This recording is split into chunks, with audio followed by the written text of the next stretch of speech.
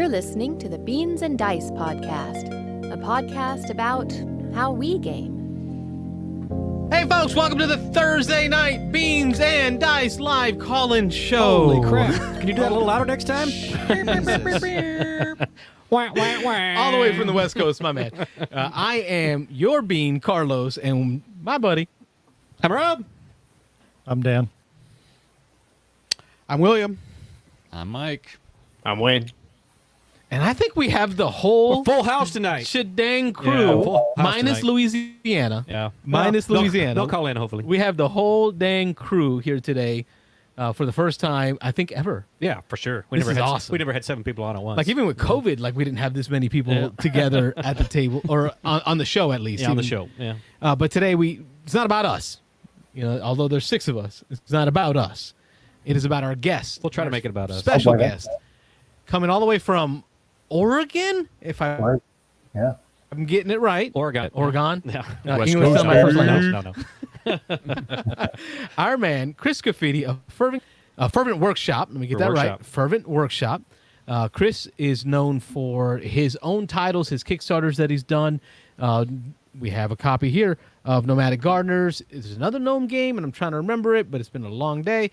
And then he's also now co-designer of the now released Tapestry expansion called Fantasy Future and Fantasies. Let me make sure I get that Research. Close. right. F&F. Real close. Fantasy. Real close. Fantasies and Futures. Man. He's dyslexic. That's why we're professional. Yeah, here. yeah. We're professional. You prepare plenty ahead of time. Chris, welcome to the show. Thank you for joining us all the way from the West Coast. Our buddy Mike made his move all the way. Last time you were on, Chris, Seattle. Mike was with us, but he was out of Tampa. Now he's out of Seattle, so he's not too far from you. Awesome. Yeah, I'm glad to be able to join you guys. I watch your replays. I don't come onto your show live very often because actually I have a play testing almost every Thursday night. So I end up Well, that's a good watching thing. you on the replay the next day. That's awesome. Yeah. We get that Okay. a lot. Yeah, I occasionally leave snide comments in your YouTube comment section. I'm pretty sure that might be why YouTube is blocking me some of the time. I was just it going to could say, be. remember Yeah. last week YouTube blocked your comments. Yes, so they did. That explains a lot. Yeah. No, but I love your show. Yeah, I think you guys have great energy, and your callers are always fun too. So it's a great show. Appreciate And it. you were talking about getting the BGG award next year, and I totally would nominate you. I'm holding on to some of the. So I won some of this geek money or whatever they call it, geek gold, Geek Gold. Yeah. in a contest recently for one of my games, and I'm like, now I know exactly what I can spend it on is to nominate you guys There next you year. go, man. That would be So very when cool. you- Yeah. When you see the thing coming around, you might have to ping me because I don't always notice when all other contests are going on. And I'll nominate But now you. what happens when, the rest of the gaming community finds out that we accepted Geek Gold for a nomination? they all do it. That's a controversy. Controversy. That I don't took know all that that's of how that 4 works. minutes. I'm not giving you the Geek Gold. I think Right. Board Game Geek takes the Geek Gold in exchange for even listening to my opinion about who should be nominated. At least that's how we'll explain it. Yeah. There were several podcasts that 7,500. openly shilled saying if anyone I think wants it's- Geek I think Gold it's to fine. nominate us, we'll send it to you. So 'Cause I This have is my not our own Geek job. Gold. This is I don't need charity. This is not our There job. you go. So Yeah. this is this is something we do after we Because work. it's not work, we don't get paid for it. right. We'll This is what we do accept. for foreign. I'll let William speak on behalf of Beans and Dice. We'll accept your tribute.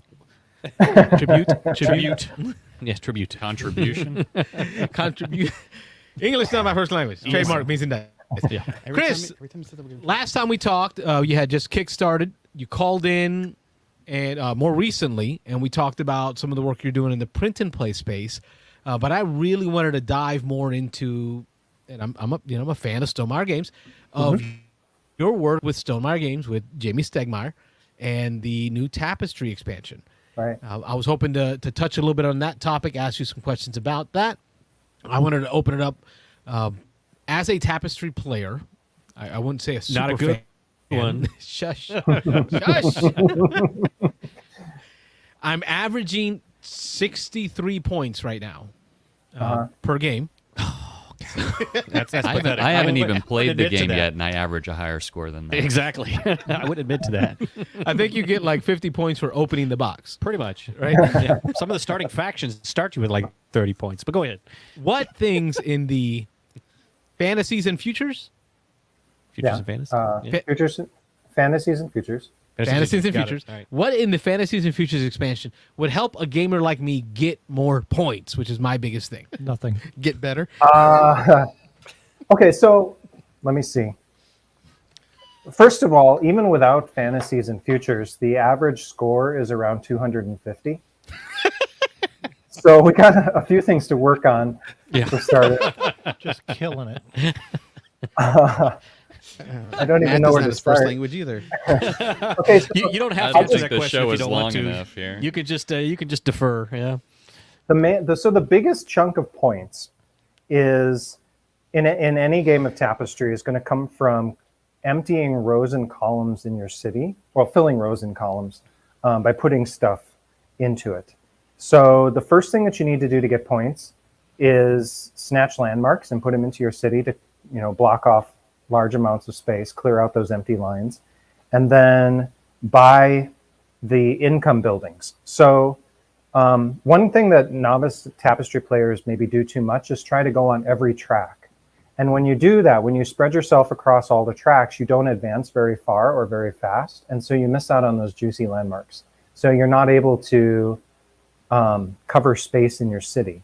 And that not only interferes with the ability to score points, but it also interferes with your ability to get resources, because you get resources by covering little, in the base game, rectangular patches, little square patches. Okay, so that's probably the first tip I have for you is when you play the game, think about maybe 1 or 2 tracks that you're going to focus in on really hard. Don't go for everything. And that by itself will probably get you over 100 points, especially if you place those landmarks in such a way that like you do entire rows or entire columns or districts. So, but I didn't really answer your question. So to answer your question, the civilizations and cities in Fantasies and Futures are harder than the ones in the base game, but they offer more points for sort of hitting it out of the park.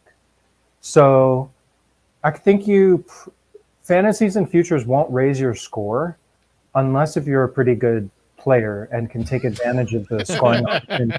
So give up now, Carlos. That's what he's telling you. Oh, I said I'm nothing, saying and don't that was expect correct. Fantasies and Futures to fix the problem for you. Exactly. That's what I'm saying. All right, so the problem is somewhere between the chair and the board. Yes. So if the average score is around 250, you're actually accomplishing something amazing Rare by scoring feat, yes. so low. You're not shooting the time. moon in this game, right? Yeah. I think that's 3 games, an average of 63 points. Keep saying it. Yeah, my first few games, Doesn't I make it didn't any get better. over 100. I didn't get over 100 the first few times I played it. It took me probably a month before I was getting over 100. I think you brought up a key point, because Robert and I have talked about this before, and we've shared how we both are not big fans of that sideboard. We feel like that is a piece we ignore. I'm I speaking used for to. you, Robert. Yeah, I used to. Yeah, my first few plays, grokking the game, the main board, what was going on those tracks, trying to combo things up out there was my real focus. That little sideboard I felt was a distraction. I have played this game probably 10 times in the last couple of months on BGA, and I'm getting better and better and better at it. My average score, well, I won't say my average score. I don't want Carlos to be upset. No, go ahead. No, Anyway, Please I- do. Yeah, what is it? We all want to regular know now. what is Yeah, it? so I'm probably averaging well over 200, in a game. So anyway, but I do understand what Chris is saying now. That little sideboard, that the city board is important, and so you got to set goals there. Either the rows and the columns, like Chris said, or sometimes I just try to fill in those blocks. I think it's 4x4 blocks, is it? Because you just get a free 3 by resource. 3. Yeah. 3x3. Free resource every time you fill one of those up. And as anybody who's played the game before, you'll know some of those spaces end up pre-filled for you depending on the city that you get. So you're just trying to fit those buildings, fit those additional little structures that you put on there the right way to kind of Tetris them all in so that you can fill blocks, get extra resources. It makes each of your I don't know, are they the rounds, each of the eras that you operate in longer, because the more resources you get, you can keep going in that era before you have to play a tapestry card to move on to the next era. So Exactly. there's definitely a combination of I understand the importance now of that city board, which, like I said, my first few plays, it was just a little too much. So it was like kind of put that aside, focus on what was going on the main board. But it's definitely important. So I can tell you a design story that sort of illuminates why it's the way it is. Jamie designed the game by first, he came up with the idea. He wanted to have cute miniatures that were little buildings. Like, so the first thing he thought of was these cute little buildings. And then he designed a game around those. So I guarantee he mentioned going to a toy fair and he saw the artist with his miniatures. That's all it was, just little miniature buildings. Yeah. And he thought, I want to make a game around that. So that's how you win the game, is by getting those miniatures. You know, I never connect. As much as I've heard that story, I never connected that. Like, Jamie loved the miniatures. Make the miniatures a big part of the game. Get the minis, win the game. Shocking. You didn't make a connection. Yeah, they connect to it. So Chris, I have a quick question. With Tapestry being kind of a somewhat complex game where you have the tracks and you have the sideboard and you have all this other stuff, and we know it's almost kind of a living game because as it's getting played thousands of times, Jamie's kind of rebalancing it. How did you approach trying to create an expansion for a game that has iterated it on itself, and it was still kind of in that process probably while you were designing your expansion? Like, how do you balance all that? So, well, so Mike's expansion, the one he did on his own with Jamie on Arts and Architecture, had just come out, and Jamie decided, okay, I'm going to go ahead. It was selling well, so then he said, okay, we'll do a third expansion. And then he said, well, it has to also be flat.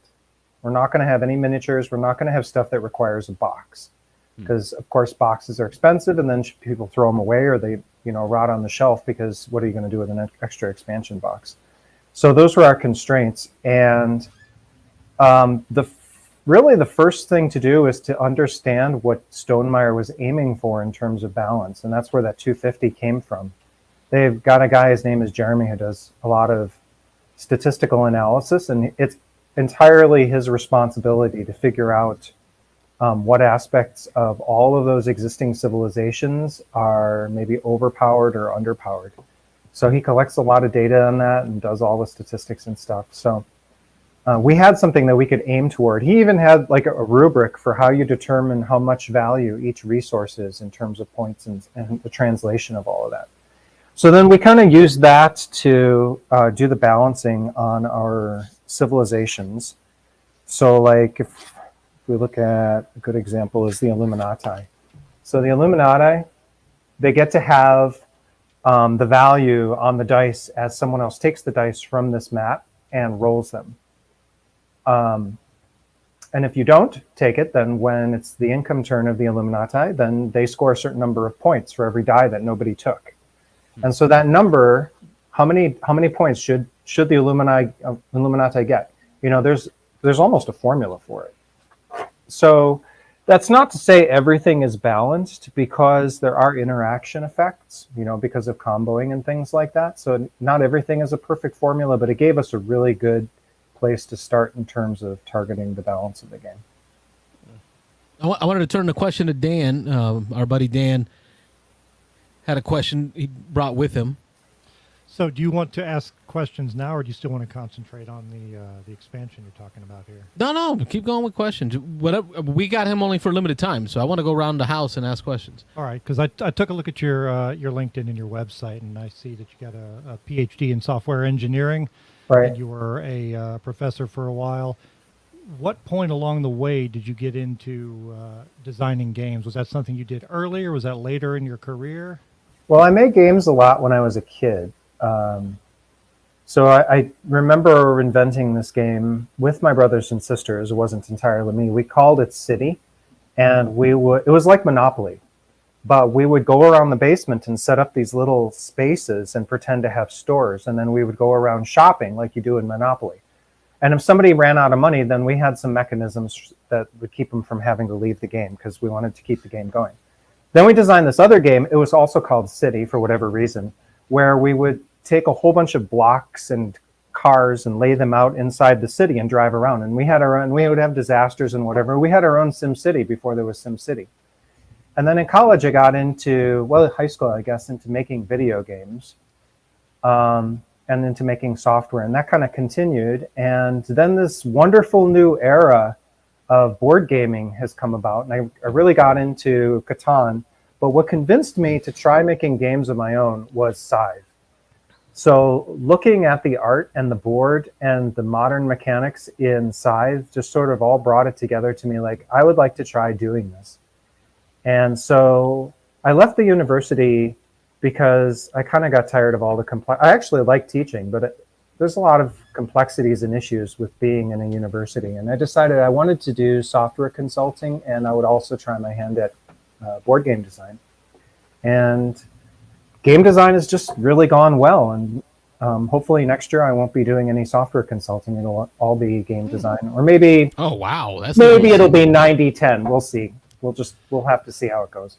What kind of software consulting is it? I know it's not game related, but I'm just curious. It's just standard run-of-the-mill web applications, like information management systems. Nothing interesting. Oh, well, I mean, it's interesting. My wife's in the field. That's why I'm asking. Oh, okay. I mean, I know nothing about it. I'm a complete idiot when it comes to that stuff, but I'm still like to hear about it. And one more question before I move on. I noticed the inclusion of gnomes in a lot of the games and the artwork on the website also. Where did the gnomes come from? So the first game that I successfully licensed was called Tompton. I licensed it to Brains and Brawn almost 3 years ago, I think it was.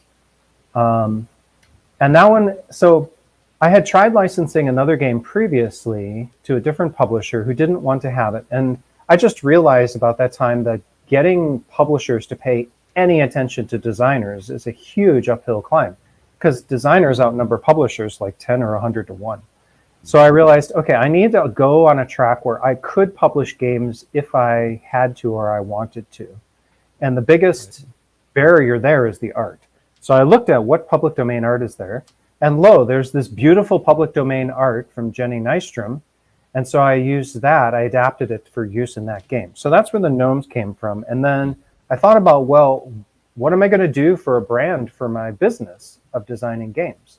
And I decided I was going to do a brand around WeFolk, because WeFolk sort of, they exaggerate both the really good and the really bad aspects of humanity.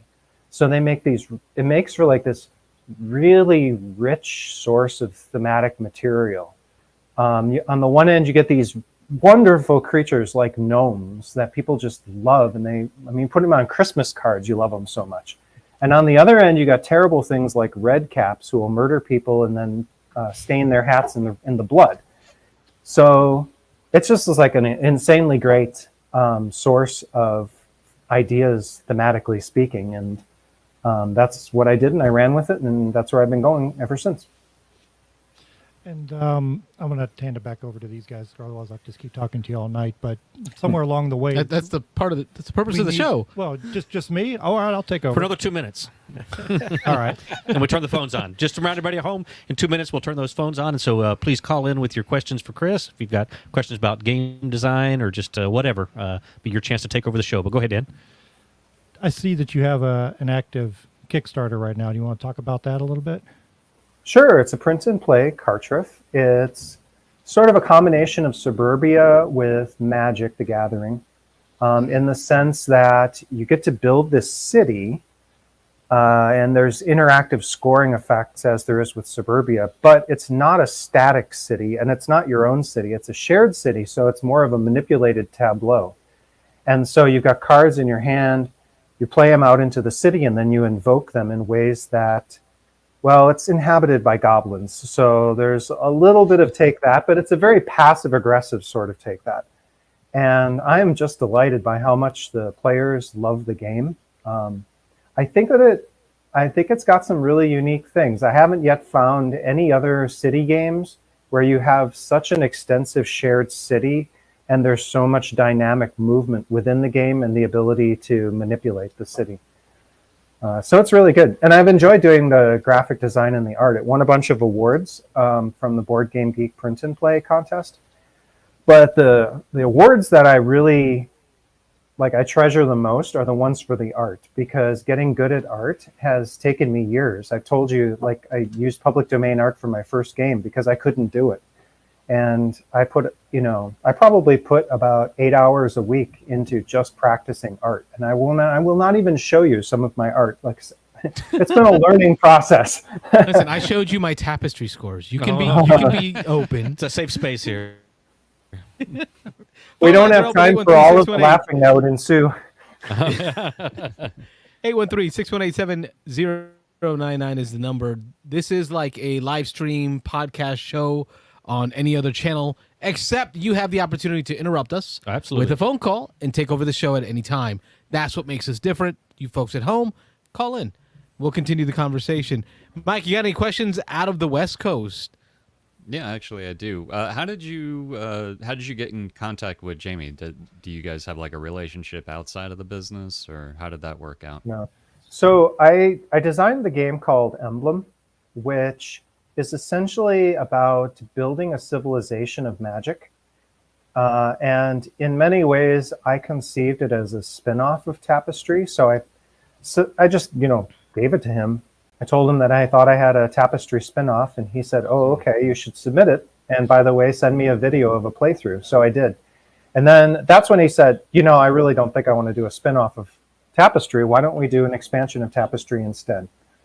And so once he was sure, he didn't immediately know that he was definitely going to do that third expansion, because like I said, it depended on the sales figures of expansion 2. But once he was sure, then he introduced me to Mike, and Mike decided I was a good person to work with. So then we did it. Awesome. Nice. How long did that whole process take, like start to finish, when he like finally decided, yeah, I'm going to move forward with a new expansion, to now? From when he decided that, we already had been working on ideas. So, but from the time when he decided that, I think we started designing that game in October of 2021. Oh, wow. If I remember correctly. Yeah, it takes so that's sort of, to me, like the trade-off. There's two really great things about working with publishers. One is they have a huge amount of experience compared to me, and thus can help to guide the game in terms of market fit. And the second thing is they can do the marketing, and publishers are really, good publishers are really good at marketing. Like Jamie's really good at marketing. Yeah. But there's two downsides with working with publishers. One is that, as a general rule, most publishers ignore most designers most of the time. So your chance of, they're inundated. Like the average publisher, you say, "I'm accepting submissions," and boom, you're hit with 10,000 submissions you wish you never had seen, and 5 that are absolutely amazing. Yeah. And the other issue with publishers is just to do that kind of scale takes a long time, because there's a process if you want to do it well. Yeah. Cool. And that's just the way it is. Yeah. All right, I got a question at the table here, and then Wayne, you can get yours in. We're on Robin until the callers give us questions. Were you able to get the Wii folk into Tapestry? I mean, I remember when we first started on the show, we were wowed. Yeah, we were wowed with your research, your knowledge of Wii folk. You took us into some rabbit holes of Google searches. And we had a couple callers there that went deep with you as well. And you're right. That was crazy. We had callers that day that also were lovers of gnomes and had nothing to do with you. They just happened to be watching that day, and they were able to go toe-to-toe with you on gnome knowledge. Yeah, I actually used the wrong word for the collection of countries that have, this cultural relationship. Remember you talking about it, yep. So yes, the Wii folk. So we got real deep into that. But did you get that into Tapestry? Yes. Can you see my screen? It's one of the civilizations. We're gonna make it bigger here. There you go. Blow it up there. Whoa. Aren't they cute? Andrew Bosley is a genius when it comes to art. So that's great. And so there had to be a Wii folk. And then I'll tell you about a couple other things. What about the Artificers? No. This is a family game. This is a family game.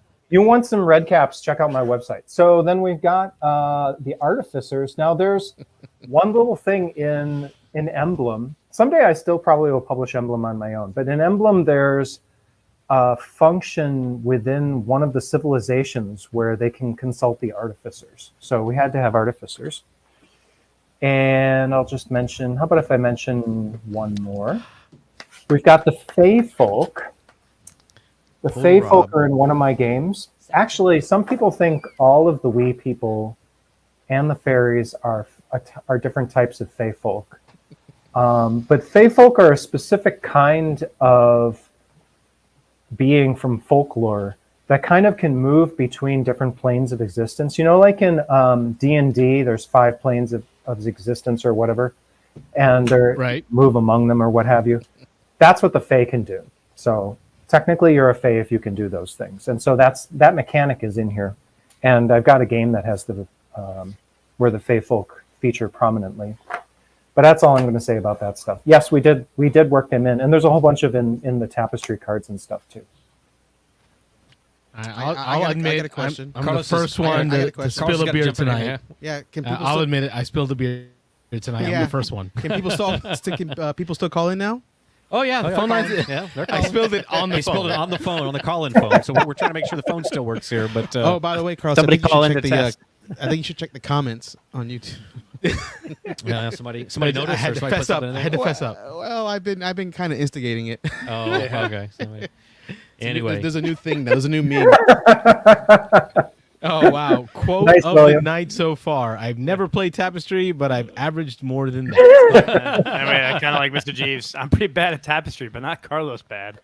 It's a new level. Well, I say it's a new meme now. Anytime it's a bad game, that's Carlos bad. Yeah, I'm bad. I don't need to screen this call. I know this call. Oh, you know this one. Beans and Dice podcast. Say hello, Mr. Ron Fraser. Hi, Ron. He doesn't. Oh, hold on. You Carlos killed the has got to phone. bring up the volume. Here we go. Sorry, Ron. Start again, Ron. This is Ron Fraser from Atlanta, and stand by you, Carlos. The beer phone works. Hi, Ron.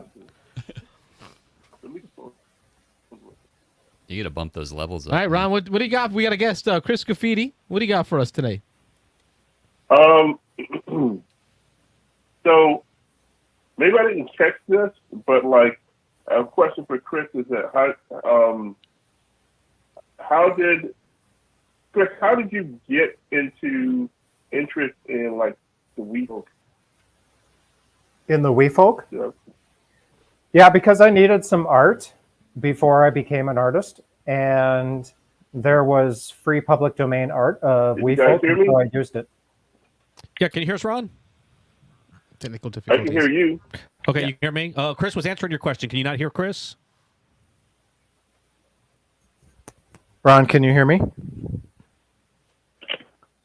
Nope. Well, Oh. I can't hear you guys at all. I don't know if it's. Sorry, Ron. We apologize. We may have a thing here. We were letting Chris talk and try to talk to you, but Beer phone. Carlos, spilled phone on the beer, or beer on the phone, phone on the beer. He spilled phone on the beer. Spilled phone on the beer. So he just tried unplugging and replugging. And Rob's had too much hear me, beer. Ron? No, maybe. I can hear you just fine. Okay. All right, Chris, we're in. Chris, try one more time. See if he can hear you, Chris. So how did I get into Wii folk? I needed some free public domain art back in the day, and there was some free public domain art about Wii folk, so that's what I used. And then I realized Wii and folk if were Chris is used. talking, his volume is either low, really broken up, or both. Huh. Okay, so might be a connection issue, but he's talking about how when he was looking for artwork, he found Wii folk as public domain. And that's what sparked. That's what. Chris, did that start the interest for you, or were you already having an interest in gnomes before that? I think I was interested in gnomes. I was definitely gnome aware. I was gnome That's curious. the first time I've ever heard Gnome my aware. life. That's a new term. Gnome aware. Gnome aware. Yes. I think I was interested in gnomes. I was definitely gnome aware. Yeah, so that's interesting. I can't hear his answer. Okay, Ron, you could we can try reconnecting. So if you want to call right back, we'll see if it works, and we'll keep it going. Funny thing is, I can hear you guys. Yeah, Like, you can hear me. I'm just not patched in. I'll try calling back. All right, Bobby. The beer must not like him. Yeah, we'll see if we can get this fixed here real quick. Carl's going to do an unplug and a replug here. And just double checked in the chat. It seems like everyone in the chat can hear everyone on the equally. So there was definitely just a disconnect between the call. Maybe dry it off before you plug it back in. Yeah, like a Nintendo. Like a Nintendo cartridge. While we're waiting for the What is all that junk that came out of the phone? Wow. What is all that? Wayne, you got a question for Chris? Yeah, I was saying, while we're waiting for the phone to get fixed again, James Odak in the chat asked for Chris. Chris, what do you think is most important, gameplay or theme?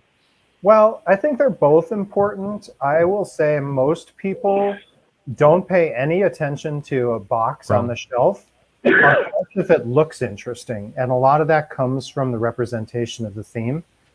But what you're asking is what makes a game great, I would say probably it's the gameplay, because if the theme overpromises and then the gameplay is completely flat, nobody's going to enjoy it and it's going to get, burned on the web, and then it's going to get a bad reputation. So you might have a nice initial sales from people looking at the box, but it's not going to have any staying power. So I would say that they're both important, but for very different reasons. Mm-hmm. Hello, Ron Fraser. Are you back? Yes, I am. And how's Hello, Ron. Chris's Can you hear audio me, coming Ron? through? Are you hearing Chris at all now? I can hear. Yes, I can hear. Chris. Oh, great. Awesome. Hey, Excellent. Got that fixed. Okay. Well, go ahead, Ron. So did you have other questions, or do you want to restate that question? Give me the beer. So my main question was wondering how Chris got interested in the wee folk in the first place. And I think I caught the answer. Yeah, they're kind of funny creatures. I guess even in high school. So I recall, I've always wanted to be an artist. I've just never had the time to devote to getting good at it. So I remember in high school once, I got a notebook and I looked in the library for all of the different books I could find about fey creatures and wee folk. And this was pre-internet. And then I tried to draw copies of the pictures that I had seen in those books. And of course, everything was terrible. It was not worth keeping or anything. But I guess what that tells me is that I must have been interested in the subject even as far back as high school. Okay. So, all right, because what I was really wondering, Chris, is if you were one of those guys that in Dungeons and Dragons played a gnome illusionist. No, I didn't. So I think my go-to character was generally a half-elf with magical abilities, one variety of magical ability or another that's kind of steering into that, and a half-elf. But it was I preferred to play the half-elf because you could tend to get some of the more hands-on fight capabilities that you don't get with straight-up elf characters. So I don't think I ever played a gnome in my entire life, and I'm not sure I even have ever played an elf. So my most recent character that I really enjoyed was a tabaxi. Oh, wow. Okay. Yeah. I had to ask that question because in case for you folks that don't really have a history in Dungeons and Dragons, particularly early stuff, 70s, 80s. Gnome illusionists could be annoying because all those illusion spells and tricks that they were playing, everything like that. And so I personally was a fan of gnomes because of that reason, but other than that didn't stop me from playing a gnome. But anyway, enough D&D talk. Save that for the monthly RPG show. If y'all missed it, That's it's right. up. Last Friday we did it. With William from Nerdy Weds joined us. So all four of us talked about more RPGs, more RPG goodness. So thanks for the shout out there. You're right. No problem. You know me. That's a big passion of mine. All right. So my board game related topic was Demon put out a trailer for the Metal Gear Solid board game. Oh, yeah. Yeah. Oh, boy. Nice. Exclamation point. Yeah. I was prepared. 36 years later, man, that game, I only played the original. I can't even say it's the original game because the original game was on a Japanese computer system, but this was they the company like immediately ported it over for the Famicom / Nintendo and put it out in '87. That game was hard. And it was. I finished it thanks to Nintendo Power. Oh, that's a throwback there. Oh man! Wow. Did you use the Game Genie? Man. No, I didn't have Game Genie. But I just have great fond memories of that game. Like, and I didn't even know that there was all these games in the series all the way up until today. There's I think there's a new game, like a yeah, they're redoing Master Snake of Eater. Metal Solid. Yeah, Cranking them out constantly. Yeah, it's a cash cow. Yeah, and so this is all after Kojima left. I'm amazed.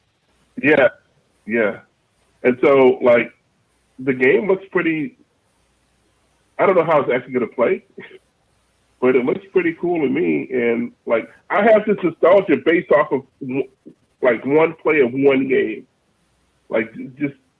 Yes. You know, for me, I didn't play any of all the series. I just remember the PlayStation 1 version. Yeah, like that's the one I loved. I played that one. And the fact that Simon has that box, like the cardboard box as a mini. Yeah. Oh yeah, of course. Well, I mean that's a staple. You got to have Yeah. that. But This is like Spectre Ops. The video. Well, I guess There's a hit Spectre Ops movement is the and- board game yeah. of this video right, game for sure. Yeah. They just didn't have the IP. Yeah. But Spectre Ops was basically, has been the board game version of this up until now. And from what I understand, there was actually another company that had the rights to this for years and years. And it was going to be Matsuchi still. went I out think of- Matsuchi was still going to be the Right. designer for it. Okay. But they published or they announced they were going to do it pre-COVID, Right. and then it just disappeared. The company went out of business or whatever, went under. But And I think Matsuchi is still doing this version He's still for CMON. Like involved they in just transplanted it. Huh. Cool.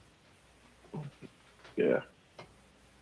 Well, I'm really looking forward to this. I think there's maybe like a rules summary or a rules book download on the website if I remember correctly. I'm gonna have to give that check that out. But they're not kickstarting it. It's a pre-order, so like people don't need to complain about the CMON practice of putting retail games out before they deliver to the Kickstarter backers. Annoying.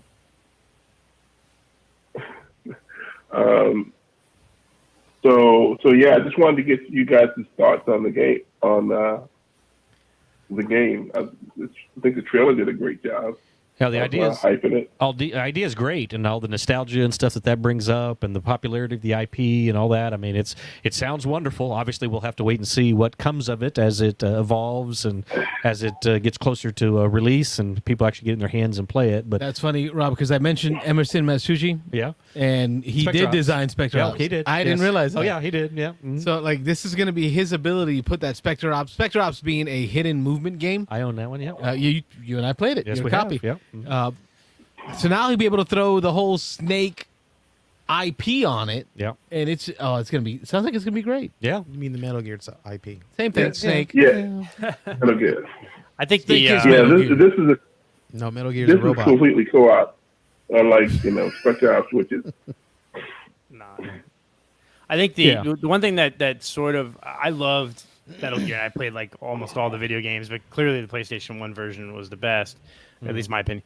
But it's always hard when you get these huge IP boxes with tons of minis. You're like, oh, this is gonna be disappointing. But just recently they had the He-Man game that came out. That's actually a lot of people are talking pretty positively about Doing the really gameplay well. experience. Yeah, that's Although what I've seen a few people say is the base game's okay. You really have to add in some of the extra stuff to make it really good. But so it's a little bit, I guess, heartening to see that the He-Man game is working out well. So that gives me some hope that this is also good. But both of those IPs are kind of like my childhood. So Me too. yeah. yeah, same here. But yeah, like if I get it, if I order it, I'll let you guys know. We'll see how things go. For sure. Maybe we'll meet up for a game at a future Dice Tower Con, not this year, but I was going to say we're counting down the days. Now we're under 2 months now to Dice Tower Con East, so I can't wait. Yeah.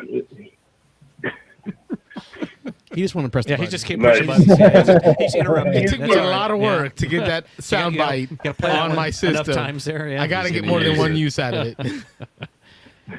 Thank you, Mr. Frazier, for your phone call. We appreciate you making this a call-in show. When you call in, it is what makes us a call-in show, so we want to say thank you. No problem. I'll probably talk to you guys next week. All right, catch you later. Have a good holiday weekend. Bye. You too. Appreciate it. Take care. Thanks, Ron. All right, it's our buddy Ron Frazier from Hot Atlanta. Hot Atlanta. Talking about... Yeah, there you go. One more button push. Now you're done. All right, you good. I'm gonna block off that button. Yeah. Cut them off. I hope it's a good game because I really do. That was like one of the classic video games. I would like to see that as a successful game. There's a bunch of video games that I'd love to see. This is a recent topic, though, Wayne, that you and Mitch tackled. Yeah. The idea of retheming something that's already been out there, or recycling, or coming up with originals. So, right, like Chris, you work hard to get originals. Like you're creating original titles, original ideas, and then folks are out there finding things that touch our nostalgia heart from our childhood, and they just make a game out of it just to get like cred right off the bat, some clout right off the bat. Yeah. What do you think about that, Chris, as a designer? You know, do you look down at the ones that are like, you know, I'm just going to re-theme Ninja Turtles again? No, I mean, that sort of move is exactly the same as going and getting some nostalgic Christmas art about gnomes and then putting it into a game, you know. Wow. Good point. Valid. Well, there's a parallel there. Yeah. Yeah. If anybody were to attack me for going and reusing existing IP that happens to be in the public domain and then turn around and do Ninja Turtles, I would call them a hypocrite, and they would be right to do the same to me. So valid. Yeah. Good call. I think part of it also has to do with maybe the age group of some of the developers. Like when you see commercials on TV and then they start playing songs that you used to listen to when you were a teenager, most likely they grew up in that era, so they're going to use what they feel comfortable with or what they feel is bringing up that nostalgic feeling. Right. So I think we're only going to see more of this, like shifting forward as these developers are getting coming of age of developing these games. So I say more power to it. They'll bring more people into the hobby industry, and that's more customers. And leaving money aside, that's just more people who we can play games with, and that's wonderful. Yeah. I'll also say, you know, the theme is what brings people to the table often. Except for Rob. The gameplay is what keeps them there. I'm sorry, what I missed? Except for Rob. Except for me.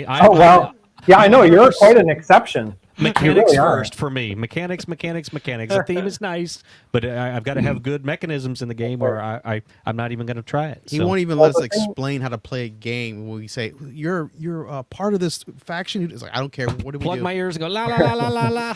Right. Well, so what I'll say is, for the 99% of the people out there who at least a little bit care about the theme, a good game does have appropriate mechanics for the theme.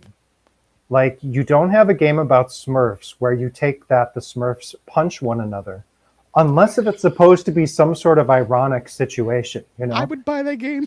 Yeah. Smurf wrestling. You have to just yeah, we're gonna work on that. You gotta attach the theme and the mechanics in just the right way to appeal to a particular market segment who might be into Smurfs smacking each other around. Yeah, I would. Agreed. Smurfs first. It's all the Smurfs. Players play the Smurfs. You're fighting against Gargamel or whatever the other bad guys were and stuff. That's what Azrael, the cat. Be a bunch of blue goo everywhere. Kids, that's certainly what it would be. Yeah. And real quick, I just want to remind or let people know at home, I don't know if we mentioned, but Chris is only going to be with us for the first hour tonight. So we do have about another 15 minutes that we've got Chris available. So if anybody's got a question, don't hesitate to call. This is your chance to talk to a game designer. He's done stuff on his own. He's done stuff for a big publisher with Stonemeyer Games. So a chance to pick the brain and ask questions of somebody who's fairly new. I guess you'll admit that you're fairly new to this side of the hobby, but it sounds like you're planning to make a long-term thing out of it. So actually, we got a call coming in. Is it Ron Fraser again? Oh no, that was a text step. Never mind. Chris belongs here. Beans and Dice Podcast. State your name. Where are you calling from? This is Jim from Florida. Hey, Jim Zodak, how are you? Jim, recently in studio last week for the first time. Yeah. Anything you want to tell the audience about your in-studio experience at Studio B, as in Beans? Besides, there's beer everywhere. It's intimidating. Oh yeah. Tell me more. Yeah, it's intimidating. We can see it on his face right now. How is it intimidating? I mean, what does Carlos do to you? Well, there's stuff that happens off camera we can't talk about. Oh yeah. That's after 10 o'clock. You got another 15 minutes. Go ahead. Yeah. Before Chris goes and talking about the last week's theme, so Chris, Team Arnak or Team Dune? Ooh. Oh, there you go. Hard-hitting questions. Probably Dune. That's what I'm talking about. Should be definitely Dune. Absolutely Dune. Yes. I played Arnak like twice, and I've played Dune 3 times, and I feel myself wanting to play Dune much more than I feel myself wanting to play Arnak. So, Correct answer. Correct. Yes, answer. absolutely Yep, correct, absolutely. Let me go pre-order that expansion now. There you go. You just sold another copy. Sold another copy. There you go, Chris. Way to go. I get 2% of every sales. No, I'm just kidding. I wish, though. That would be pretty sweet. Oh, yeah. You'd be rolling in it. I know I would. That Metal Gear, I know we posted on the Discord about it earlier. You know, I really loved the early Metal Gears, and then I kind of lost it in the PlayStation ones where they started having more cutscenes than playing. Yes. Robert, show me where Metal Gear. There was one of them. You fired it up, and literally, I think it set a record at the time. It was like the first 18 minutes of the game. It was when you turned it on. First one that came out on PlayStation 3. Might have been. It was just PlayStation 4. All along cinematic. You couldn't do anything. You just sat and watched for 18 minutes. That the one with New York City and like the big things crushing through New York. But that City? was that. But again, that was Kojima. That was his thing. He wanted to create a movie experience while you play the game. And Rob's like, "Stop it with the theme. Get to the game. Give me my mechanics." Do you think that there are players out there who are really excited about that change? I mean, not new players, but people who already had been kind of into it, and then they brought that in. Do you think that really excited anybody who already was deep into it? No. I don't think really so. Turned me off. It had the opposite effect. Yeah. Well, you have to.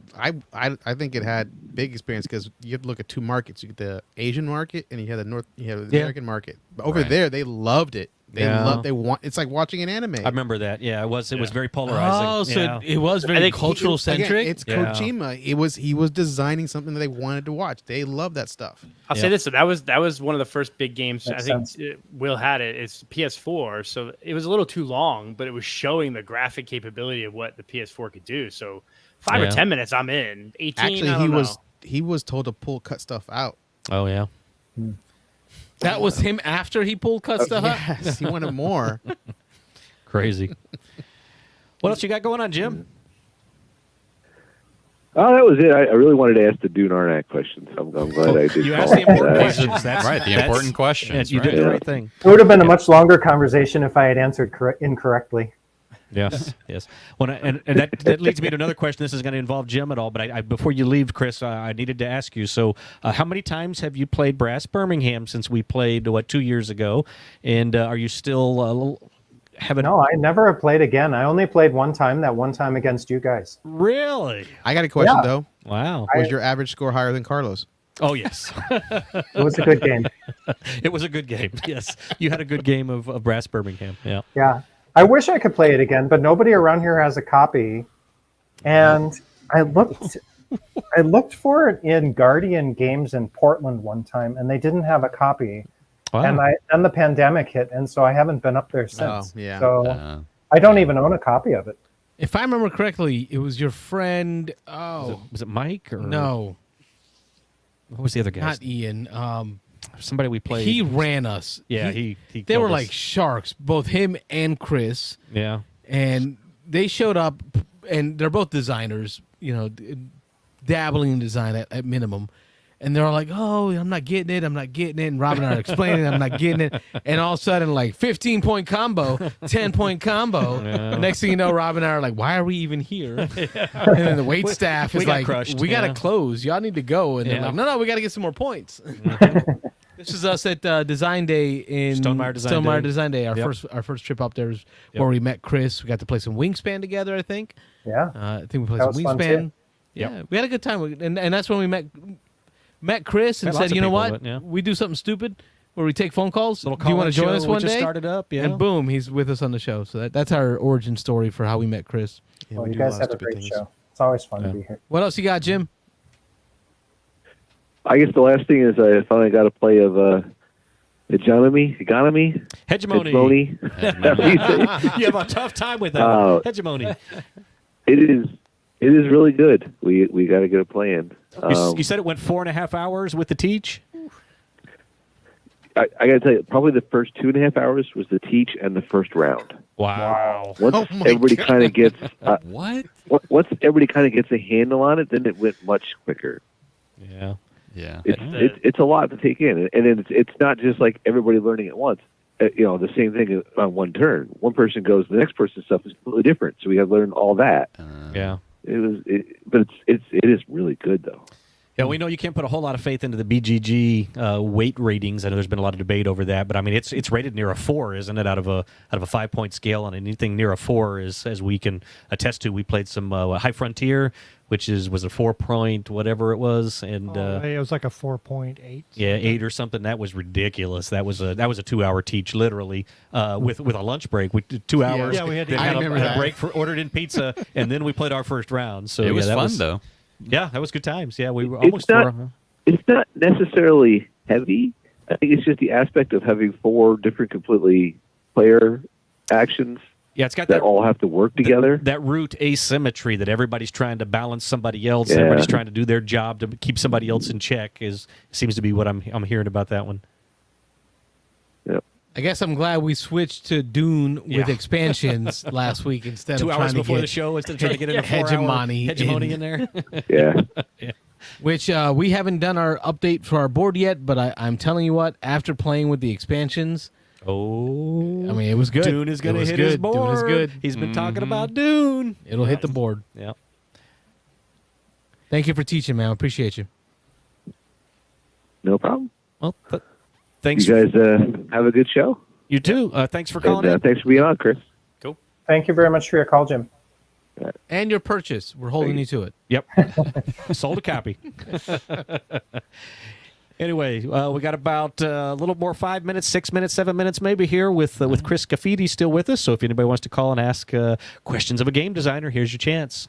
Chris, there we go. Oh, no, I was Got just no one about to coming ask in. a question. All right, got to I call. don't even know Gotta who hold this it, is, gotta hold though. it. All right, let's just go with it. We're feeling Go. frisky. Do it. Oh Lord. Beans and Dice Podcast. State your name. Where are you calling from? This is William of the Nerdy Weds. Hey, Hey. He's been blowing up the chat. Hey, what's up, guys? We are well. We're having libations, talking board games with our friends all the way on the West Coast. Spilling Our beer. man Chris Yeah. Scaffidi and our man One Mic One Game. What do you got going on?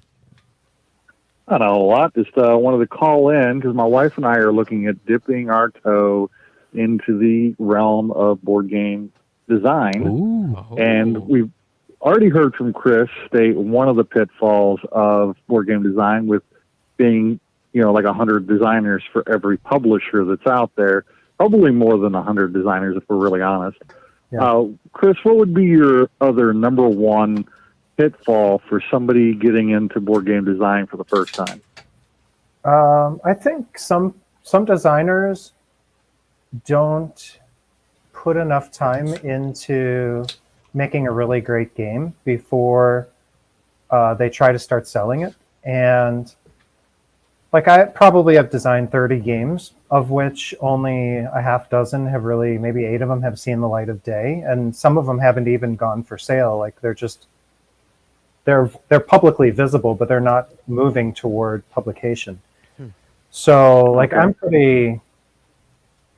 not easily satisfied with the quality of the things that I make until I see two things. One is I've played enough or watched enough videos of similar games that I really have a clear idea of why this game is different in a good way. And then second of all, why do the playtesters love this game? And if the playtesters don't love the game, then I know that there's still some things that I can do with it. So I guess my encouragement would be to study a lot of other games. That doesn't mean you have to buy them all, but at least watch videos about them and try to understand why those games are special. And Jamie's really great. Jamie Stegmaier is really great about making videos that just home in on what's great about a game. So it's an efficient way to learn about a large number of games from him. And then the second thing is when you have a game, play test the heck out of it. Like Cartriff, the game that's on Kickstarter right now, has had over 50 play tests. That I know of. Okay. You know, there's a lot of other people who played it, and they never even told me what they thought of it necessarily by filling out the playtest feedback form. So there's really no substitute for having playtesters try it, and then you don't necessarily have to pay attention to the solutions that they suggest, because sometimes, especially if you ask a designer to playtest your game, they'll redesign your game for you, and that's not helpful. But listen to like, what is the experience that they're having, which is less than satisfying? So is there a part of the game that's confusing or that doesn't feel special, or that feels confusing and frustrating, or is too mean, or felt like it was going to be exciting, but it ended up feeling flat? So pay attention to sort of like where it's not feeling quite good enough, and then focus your attention on improving that. And then if you do that, you'll eventually have a great game. You know, you're unstoppable as long as you keep listening to where it can be improved and you put the time into actually iterating on that. And you can't be stopped. The game will eventually be great. You just need to put the time into it and not take okay as adequate. And let me jump in with a follow-up question. I know with caller on the line, but Chris, how much pressure do you think there is on first-time or new game designers? Because you're talking about playtesting, you're talking about making sure you iron out all the wrinkles and you put out a product that you're proud of and that it's going to play well. But how much pressure do you think there are on new game designers, number one, just to get something out there, to try to start making money in the industry, to get their name out there, to say, hey, I've got a game that's been picked up and published and it's on the market now. And how again, I know you're just, you know, you can only talk from your experience, but, you know, how much do you think that people cut corners because especially first-time designers just want to get out there? They want to get their name on the table. They want people talking about their game. Do you think that has a lot to do with it? Well, I don't know, but I do know. Well, okay, it's important to distinguish between people who want to make a game for other people to play and people who want to make a game in order to become a professional game designer, either full-time or part-time. I think there's nothing more wonderful than people making things of every sort, including games, and sharing them with other people as a gift to humanity. I think that that's wonderful, and anybody can and maybe should do such things, maybe create things that other people can experience. Well, they don't have to be games. But I think that's part of what makes us a civilization. On the other hand, if you want to get money in exchange for creating things, whether they're games or anything else, now you have an obligation to provide sufficient value in exchange for the money that you want to take. Mm-hmm. And the bar for that is going up and up and up and up. I mean, you know that for a very moderate amount of money, you can get a great game today. And publishers know that too. They can, you know, give a very moderate amount of money and get really good designs in exchange. So the bar is getting higher and higher all the time. There are some designers now, you know, who maybe they have to make a game that's practically perfect, ready to publish before a publisher will look at it. And I'll just say one final thing. If there are people out there who are rushing to get a game out just because they want to get their name out there, and it's a bad game, you've gotten your name out there, and it's associated with a bad game. Sure. True. Same way that I got my name out there for, you know, a podcast. No, you got your name out there for the 63 points. Yeah, 63 points. Tapestry. There you go. Well, my wife and I aren't looking at doing it for the money because I've been told already if you want to have $1 million in the bank from game design, start out with 2. It's smart. Last question for you, and I'll get off the phone with you, Chris. Really great talking to you. Great answers. But what is your favorite mechanic? What's the mechanic that get you to the table to play a game? Ooh, that's a hard one. Oh yeah, getting you, Chris, to the table. What mechanic in a game says, "All right, rack it up, let's go"? I think there isn't one mechanic, but the mechanics that excite me are usually related to tableau building, because then I have a collection of pretty things in front of me. And if you're trying to get me to the table, I need to see a theme. So a tableau is a good mechanism for getting me to the table. Rob, Hear that, Now, Rob? yeah, you the hear that? dynamics of that tableau are what are going to keep me at the table, like I said before, but I want to see something nice. So that's probably my answer. He's part of the 99. I tell you what, though, what's weird is Rob loves tableau games. I do. Like tableau games are top notch for him. But but he doesn't care about He doesn't what care about the building. theme. I like the mechanisms of making things trigger off of other things. You're building a There's lot of good tableau. mechanics with tableaus, Yeah. layering, set building. It can be a pretty thing, but it can be a functional thing also. So I don't mind it being pretty, but I need it to be functional. I need it not just to be something to look at, but something I can combo up. Just like Rob. It's pretty, but functional. Nice to look at. Yeah, right. Moving on. Hey, thanks, William. All right, Thanks for joining us. I'll call you guys back if Rob or if Carlos annoys me again later in the show. Yeah, listen, But, we're hitting at 10 o'clock after hear from you hours, then. so I know we're going to be Yeah. letting Chris go How you here in a gonna drink? moment. He's had a few. All right. Just don't spill yours like me. Yes. All over the All phone. right. Thank you, William. Thanks for Over calling. the phone. Have a good night. Well, thank All you right, guys so- for letting me join you on your show. I really had a good time. Yeah, before you head out real quick, I'm not going to answer that phone call. I'm sorry. Or just put them on hold for a minute. Yeah, well, for a second here. We'll put him on hold for a second. Chris, when it comes to... Or cut them off. Wayne, pull up the private chat. There's a link to the upcoming Kickstarter. Yep, already posted it in the chat. Awesome. Throw it up here on the board for us and let Chris give his outro on what he's got going on right now and where folks at home can find out what Chris is up to. He's having problems with words that begin with the F. English is not my first language. Yeah. The fourth time you All right, go said ahead, Chris. My website is ferventworkshop.com. I'll put that in this thing too.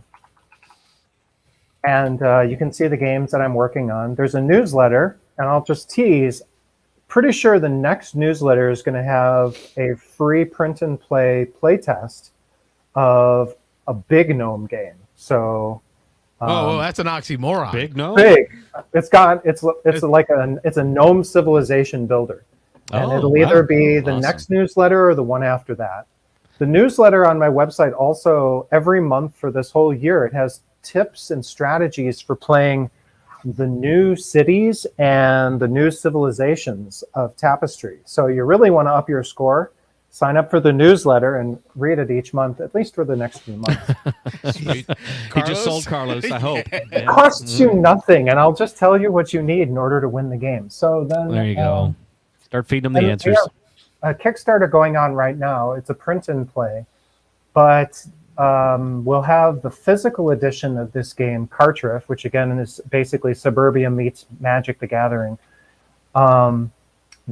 The physical version will go on sale at the Game Crafter, and it'll be a crowd sale. So if you want to get a copy of Cartriff, that's the best price you will ever get in the history of the universe, because the Game Crafter is going to reduce the price based on the number of people who sign up for that first print run.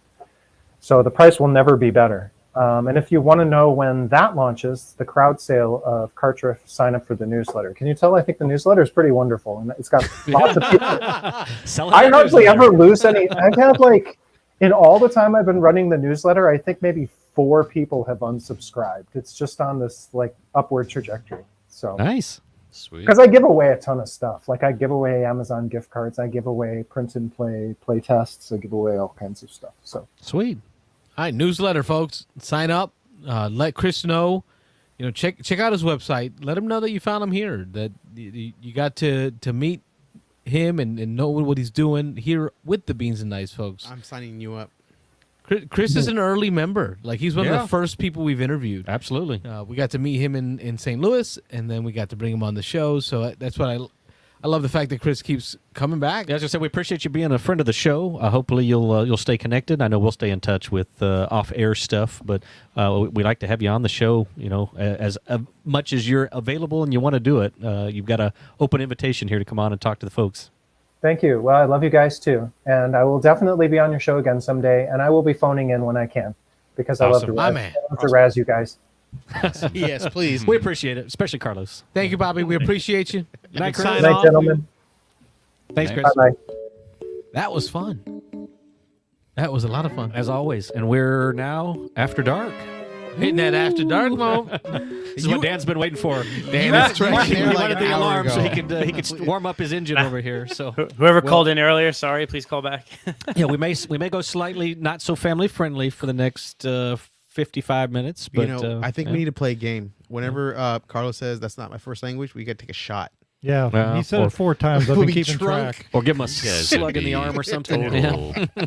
Shite-faced by the end of the show. Man. Yeah. I think the drinking thing may not be the greatest idea. It was funny. I was listening to the the Dice Tower News. Jesus, man. And I can't remember the name of the guy who runs the Dice Tower News. The former dentist guy. Yes. Every time you say his name, I know his name, but I don't remember it. Yeah. He used it. He used my trademarked words. He said, "Oh, well, English is not my first language." Do you think you're the one that invented that term? Really? He did. He did. He's the first person who ever said that. Ever. You don't get to claim that. No. Until you copyright it, no. No, not going to happen. Pretty sure and you even then, people, it's like, you can't copyright that. Yeah, it's like happy birthday, man. But I'm trademarking it for the board game industry, right? Oh boy. I can do that. You are on a bullet train to be hated in the industry. All right, people, call in, take over the show. We're getting off the rails here. Let's give it some beans while we're here. What are we talking about? We're gonna give it some beans. How about some news? Yeah, that's weird. What is that? That's weird. I don't know. He made that up. he's trying to make it work. It's Man, working. he is. Giveth. What is giveth? working. What does giveth mean? Listen, To give Fetch Why did you just say give? Fetch will never be in, Carlos. Giveth. Why are you doing it from here? Why do we giveth? What is giveth? We giveth the beans. Yeah, okay. How about You give? want some beans? We're gonna giveth them to you. Give you some beans. It's like the King James version. Sire? Giveth the beans. Oh, okay. giveth we just beans. Went, man. we just went biblical. All right, so that's it. Gotcha. We're gonna giveth the beans to the game we just played today. Oh, Ian Brody's Quartermaster General World War II. we haven't talked about it at all yet. No, we haven't, and Wayne missed out on it, man. We had a good time, Wayne. You missed it. Man, they want to rub it in Got a your little closer face, to the Wayne. camera. What the heck? Hold that up in the camera, or bring it up on BGG or something. All right, Nope. so give it the beans on Ian Brody's Quartermaster General World War II, a 2020 title, I believe it was. It came out. It's a second edition. It was originally 2014. Originally 2014. Yeah. It is a very light rule set World War II game. It's made for 3v3. That's what it's designed for. But it does a good job of distributing the countries based on the number of players. You're going to be taking control of certain either Axis or allied countries, and then you're going to have a deck of cards that represents that country's economic standing. So the U.S. has the largest deck of cards, I think at 43, because of their great economy. And then like the UK's at 41, all the way down to, I think it was it Italy at like 30? Dan played Italy, very small amount of cards. And then each of those cards are going to do things like help you build navies, build armies, help you to add some bonuses or abilities that stay static on the board, including responses and some economic warfare. There's no dice in this war game. The whole table is one big map. It's not a war game. It's a war game. It's a logistics game. No.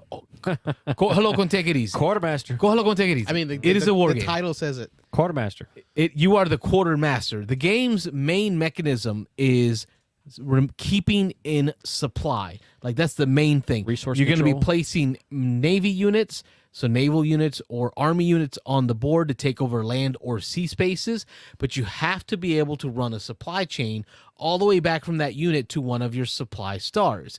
And then during your turn, you're going to get victory points for every star space. These are supply spaces that are on the board that you control. So every country will take its turn all the way around. Once all countries have taken their turn, we then move to the next round. There are 20 rounds. After the end of 20 rounds, whoever has the most points, team-based, allies versus axis, wins the game. Or you can have a sudden death victory where if you, at the end of a full round, exceed or meet 30 points or more over the other team, you have a sudden victory. So that's how the quick play of the game is. One card per turn. You take one card out of your hand, you play it. If your deck runs out, you start losing victory points. So you got to find a way to win World War II before you run out of resources. That's the basics in the Giveth the Beans, like the this B guy a for lot. That basics. was So more let's than go 2 around the horn. minutes. You gotta. I'm trying. That was like a Rob I don't have the explanation. comments up. Yeah, I can't see the comments, but hopefully somebody's keeping them on task over there. Yeah. Well, E for enjoyment. let's see. William from the Nerdy Wit says war is logistics. So It is. There you go. All right. Napoleon said it, right? You can't fight on an empty stomach, or was that Patton? I don't even remember. No, Army no. marches on a... It was Napoleon that said that. Okay, he's my resident historian over here. So, William, we're going to talk in E for enjoyment. We're going to spell out the word beans. So we went B, basics. Now we're doing enjoyment, E for enjoyment. What did you enjoy about Quartermaster General? Well, I played the Russians or Soviets, and that was very thematic. Let me tell you, I was surrounded by the German army and the Italians really fast, Yeah. and I barely was able to hold on to Moscow. I think maybe 2 more rounds. I was bluffing. I had nothing. Pretty much done. I was Germany. I was knocking on the door the whole time. He was knocking on the door all the time, and I just kept putting a little barrier, and I was actually begging for Carlos to help me out. Yeah. I was begging, can the British and the United States help Russia? And yeah, after a few rounds, he did. But yeah, I enjoyed it because of that. Felt The thematic. theme for... thematic. The Yeah. theme. Yeah, Dan, anything you enjoyed about your play of Quartermaster General? I mean, I liked the game. I really didn't understand what was going on. Because you have to understand the deck. Yes. Yeah. So I do want to play it again now that I have a better grasp of the rule set. Well, we'll reset it and do it again. Oh, this is coming with me to Dice Tower. I really want to see it at 6 players. Because Dan and I both ended up where we controlled 2 countries, 2 nations.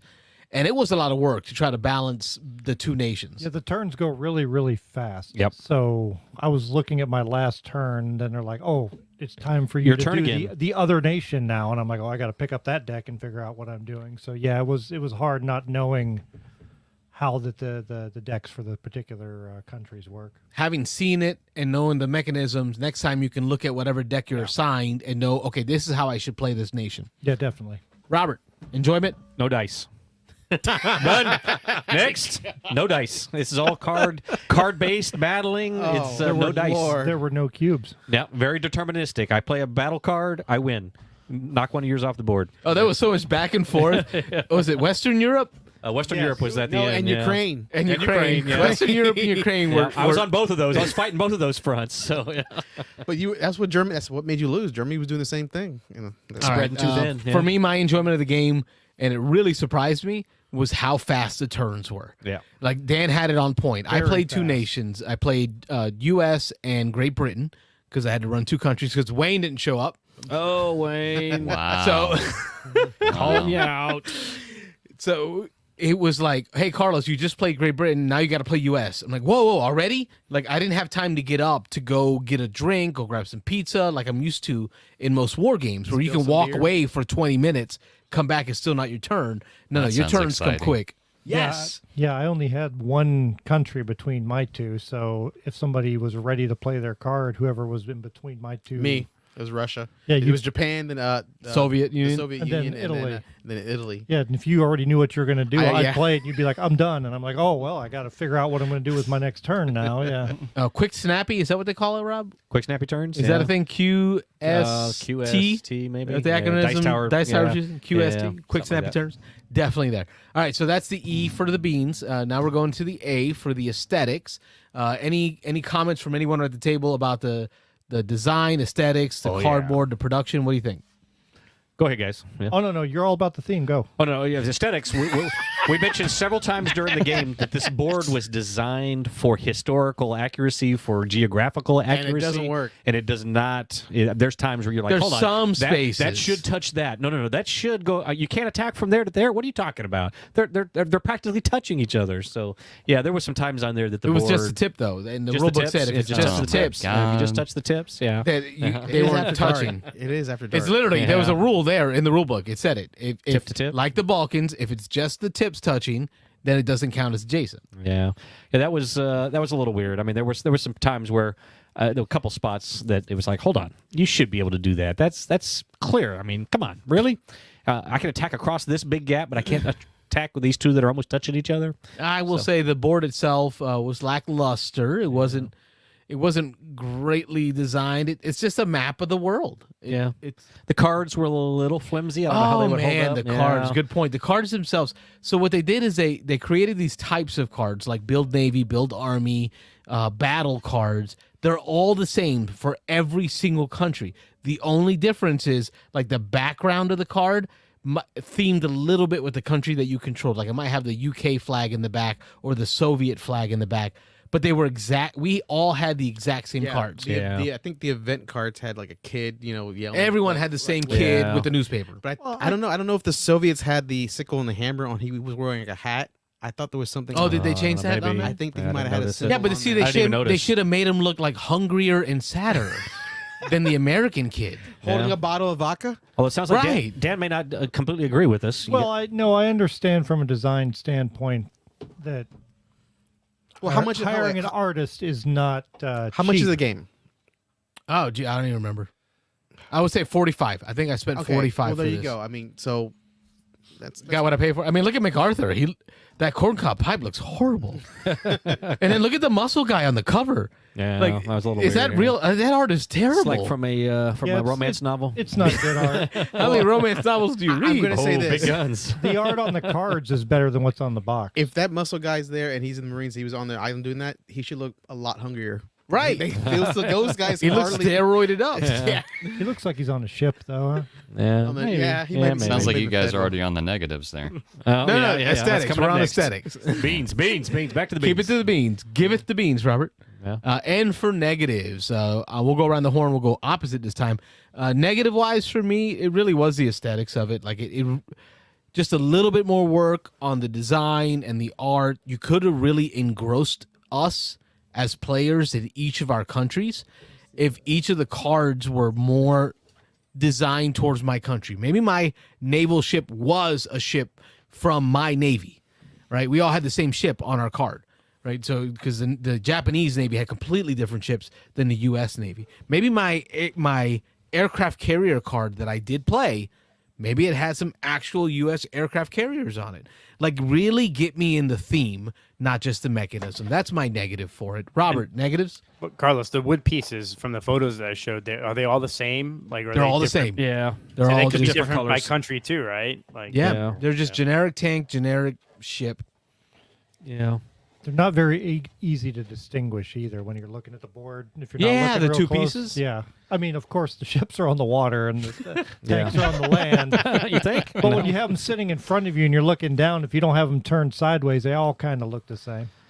My negative, some people are going to say this is a positive, but this is a game that definitely benefits somebody who's played it a handful of times and knows the cards that are in each faction's deck, because there are certain cards, like Will and I were comparing cards afterwards between the Soviets and the Germans, and I had cards that encouraged me to kind of surround Russia to get bonus points. He had a card in his deck that he could just play. Again, he has to draw the card because this is one that you're. Although I say that, although there is a mechanic in the game, you can discard 4 cards from your hand and just go hunting for a card. No, it has to be a certain card. Oh, a certain card. It couldn't be that okay. one. Oh, it couldn't be that one. I'm sorry. Okay, I missed that point then. But he had one in his deck that he could just play the card and wipe out any of my forces that were touching Russia. So it's like anything that was touching Moscow. Or I'm sorry, Moscow, Yes. not Russia. Moscow. But So- that's themey though. Like the resistance right in the Soviet Union, like Stalingrad, which was the capital at the time. I think it said like Winter War was a card. Or Yes. something like that. Like it just, Oh yeah. that's what it played. Putting aside the fact that the best general that the Soviets had was Mr. Winter. That's it. Like no other general did as good as like Winter did for them. Putting aside the fact that I don't give a damn about your theme, but in the game, knowing that he's got a card that he might have in his hand that he can just play and then wipe out all my forces that are circling Moscow, that's important to know. And I'm not going to know that until I've seen that card come up. And so multiple plays of this game, I'm going to say, again, I've only played it once, but I'm going to say somebody who's played this game a handful of times is going to cream probably somebody who's playing for the first time. And so yeah. Kind of like Twilight Struggle. Yeah. How many games are out there that does not favor someone that has played it multiple times versus somebody that has? But this is I think this is a much Tapestry. larger maybe Tapestry for multiple plays over there, but That's true. I think this swing is bigger. If you know what cards are out there and hey, I can just sit on this. But that's what makes it great as a team game. You Yeah, got an experienced player yeah. on one team. Okay. He's going to let you know, hey, hang on to those cards because you can talk about cards, but you can't show them. Okay. Hang on to these types of cards, play them at a certain time, and save me. as long as somebody on your team knows that. But yeah. But that's I kind of disagree because there's I think all three of you except for my faction had cards that attack the economy, which is discarding cards from the deck. Yeah. So you could probably just and I'm not going to show you that. Oh, there's no reshuffling of the deck. I didn't mention that. If you got rid you of go that through card, the deck one I'm not time gonna, and that's it. I'm gonna just play oh god, he just got rid of that really powerful card, but I'm not going to let him know. Yeah. So, well, like I say, some people are going to take that, and it's a positive for some people. Some people want to play the game more often, but for a casual gamer who's probably going to play this game a couple of times, I find it a pretty big disadvantage compared to some other games. But now you have the advantage. You've played before, right? Yeah, a little bit.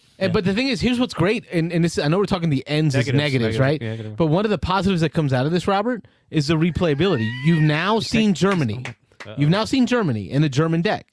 Next time you get to learn a new country. You'll get to learn Japan. You'll get to learn Italy. You get to learn the U.S. or the U.K. William saw something in the chat he wants to talk about. What's up, William? yeah, so long as there's a comment, so long as I'm not on Carlos's team. Yeah. I will say William and I They won. earned a sudden victory. They won. Sudden death victory. We took it like champs. Yeah, they really beat up on the people that never played it before. That was awesome. Yeah. I never played it before. Yeah, it was first time for all four of us. It was first time. Yeah. Except No, I know that. I watched every video I could find, though. Yeah. That's just like winning a coin flip. I didn't know anything about it until I walked in tonight. But negatives, William and Dan, negatives. Any negatives? So I get that whole feeling like when I want to play a game that if you're always going to classify the war game, fine. I want to do another action. What do you want to call it? I want to do another action. He wants to call it a Euro. Yeah, that's what it is. I want to do another action then. Euro the war game. Twilight Struggle. Well, no, it's like all right. I eliminate you from a piece of land over there. I'm like, why can't I move my tanks in? Yeah, it's got that one action per turn, like a was rough. Stonemaier game. Yeah. And it does leave you feeling like I want to combo a couple actions together. I mean, literally for what 2 whole rounds. Yeah. All 3 of you were fighting the same 2 territories. Yep. Yes. And it was like, all right, here you go. Here you go. Because your action is just to attack, and if you attack, all you do is take the opponent out of the spot, but you don't get to go there. No, but I did have a combo card that did let me do that. So I did too. You had to get it out there, but in general, you eliminate the enemy. As long as they have a card in their hand that allows them to build a new army, on their turn they just put the army back, and then you take your turn to kill the enemy again, and then they take their turn to put it back again. So see, but knowing your deck is important. So I had the amphibious assault. Amphibious assault allowed me to, if I used a land battle, so on land, that was adjacent to one of my supplied naval ships, I was able to then place my army in that battle spot. But so I was able to take you out. Spend a whole turn to prepare that card. So for one turn, you're doing nothing other than playing that card to prepare that for a future turn. But yes. And then I got to do my combo. So that's how I took Western Europe before Dan took it back from me. No, But thinking of the theme of the lost it. game, with the theme of the game being quartermaster general, so it's a logistics game. So you're not going to wipe out an entire army in one swoop, right? So you're going to take out a couple of brigades from an army, and then they reinforce. And it's a war of attrition. It's which card. So that's really fits to the theme of the game, then, right? You can't just wipe out an army and immediately move in. You wipe out the army once. You have to keep beating it down until that person doesn't have a card left that can build another army. There, yeah, it felt like that. It definitely felt like that. It was Carlos got the most points, but it was literally so long as I can hold my ground. He scored on average you scored about 8 points a turn. Yeah, It was at the end. the United Yeah. Kingdom did a really good job of being able to spread into Australia and India, which makes sense, right? These are former colonies, right? So as the UK, I was able to take all these territories, and you score at the end of each country's turn a number of points equal to the number of supply spaces that you've taken, starred spaces. So as a UK, I think I was scoring 8 points a round just because I was able to spread into my colonies. I had cards that let me sprout armies in the Australia, in India. So, I mean, it really was themey. It themed out. Y'all had to stop me.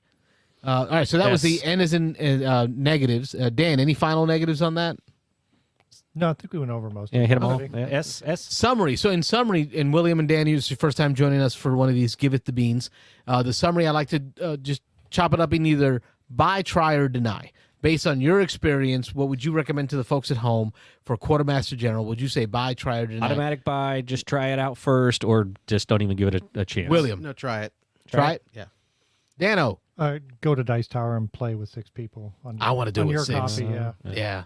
So yeah, try it definitely. That's another negative. Going back to that we've heard, or I've heard, and we talked about it a little bit before, that one of the negatives of the game is with 6 players, somebody's playing just Italy, and Italy is a very support. Whoa, and whoa. Italy, all they're doing I is don't. No, he was Yeah. scary. I was like, oh crap, he's all right. He was in Ukraine, well, yeah. Italy. No, the Italians were taking over all. He was beating up he was Western all, Europe. He was beating up Western Europe. Yeah, I was because like, Italy allowed. That's how I got Germany swarming everywhere. Yeah, Because he put I was me on the board. I could deploy Supported. his troops. Yeah. Mhm. Yeah, Italy has more of a supportive role in this game, which is it's apropos. It's accurate to the war. I was a little scared because he on one piece of adjacent land there was 2 army units. I was like, God, I'm about to fight twice just to get rid of one, just to get rid of all of them. And I just gave up. I was like, once I saw that, I was like, there's no way I'm going to go there. I'm just going to put a cushion. And I guess in this one, Japan would have been kind of the one, because it seemed like you weren't doing a whole lot with Japan. You were they just got prepping cards. cards. I got a rough draw with Japan. I had Yeah. the inability. I didn't have any building Navy cards, so I couldn't get any troops Couldn't get your to Navy out land there anywhere. Yeah. Anyway. But anyway, back to me. So I would say try. This is a try. It's definitely not an automatic buy for me. I do like it as far as war games go, because there's no dice and it's very minimal luck. I mean, there's luck of the draw. Deterministic. Yeah, the cards that you're going to get. It's very deterministic combat. It's quick. It's snappy. So there are definitely things to like about it. But it's definitely not an automatic buy for me. It was fun. I'm looking forward to playing again. But I'd say try. And then me, as for my group, of course I bought it. So I'm going by, but I'm going by because I think this is going to fit that spot which I wanted it to fill, is that game for me and my Eurogamer friends. Like, I love war games. I would rather spend a whole day, 8 hours, playing a long war game, but I know that my Eurogamer friends won't. We cannot. I think we did an hour and 10 minutes. Was it? About an hour. Yeah, a little over an hour with Just Teach. a little over an hour with Teach, and we were like, I thought we were having fun. Yeah, it was fun. Like the whole I group, liked it, yeah. we were yelling at each other, we were snapping at each other, we were being piffy at each other. It was great. Like, I had a good time. So to me, if you're a war game fan, but you struggle with bringing the war game genre to your friends, I think this is a buy. So that's our final say. Let's ask the guys at the remotes here. Yeah, So what for the folks, for our host at home, how do we describe the Mike and game? Wayne, what do you think? What are your thoughts on what we said? I think it's good. I think what you described, the logistics, the beating it down, like William from Nerdyway said, it hits the theme great. The fact that you, with Teach, played in an hour, I'm sold. The only thing we only that might... we only made it to round 10. Yeah, I mean, Yeah, we only played half of what the potential game could have been, but Yeah. But I still, mean, an hour and a half, that's pretty Yeah, cool. that's what I'm saying. Yeah, an hour and a half to even to 2 hours with 4 people playing 6 countries. That's still fast. And once you know the game, it'll be well under 2 hours. My only concern would be getting it to the table, because it seems like the kind of game that, like, you guys played it at 4. That's probably the minimum.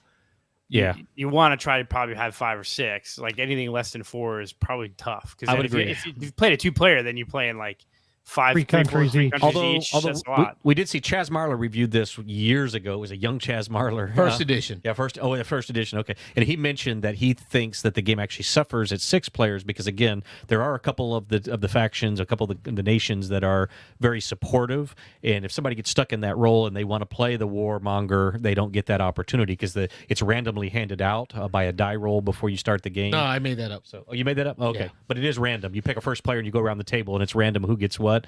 So he had mentioned that he actually prefers it at 2 players because then you get to play 3 factions or 3 nations, and the other side gets to play 3, and you're going to have automatically a support one, kind of a middle of the road one, and then a more war heavy one. So you get to make all those decisions and support yourself in playing the game. So there might be something to be said for 2 players. He's also an introvert by for nature. sure. Yeah. So like some of the other reviews I've watched, some more outgoing content creators, they said it kind of it was dull for them at 2 players, whereas at 6 players is where they really had fun because they were having that 8, 7, 8 Vikings feeling where you're really cooperating with a friend while yelling at a whole nother team on the other side. I'll give you an example around. This is me. Carlos, what are you doing? I need help. Yeah. I'm like, Carlos is like, I don't care. I'm getting points. I don't care. I'm getting points. I need help. And I'm like, I'm carrying the team. I'm getting 8 points around. So in the chat, someone asked how fiddly it is as far as war games go, or even a Euro. It's not fiddly at all. No. It's very, very simple. You have no more than 10 military pieces. Yeah. And if you're Italy, it's very tight. You're down to like I think 7. It was like 7 tight. or 8. Yeah. No, that's it. That's all the pieces you get. All. Yeah, and whoever you're playing, like I guess I was playing Soviets. I had 9 or 8 tanks and 1 ship. Right, well, because I guess the Soviets didn't the have ship. a navy. And then Dan had the most navy. Yeah, with Japan, which he somehow didn't draw any early on. So he couldn't get any of his army troops to China because he couldn't build a ship to move them over there. Yeah. It can be a little luck of the draw, but yeah. But there's mechanisms to mitigate that. Yeah, good game. I had a good time, gentlemen. Thank you for coming. Yeah, that's fun. For those that showed up, thank you for coming. Oh, that's another shot at you, Wayne. Is there Just in case you didn't hear that. Is there someone that didn't show up? No.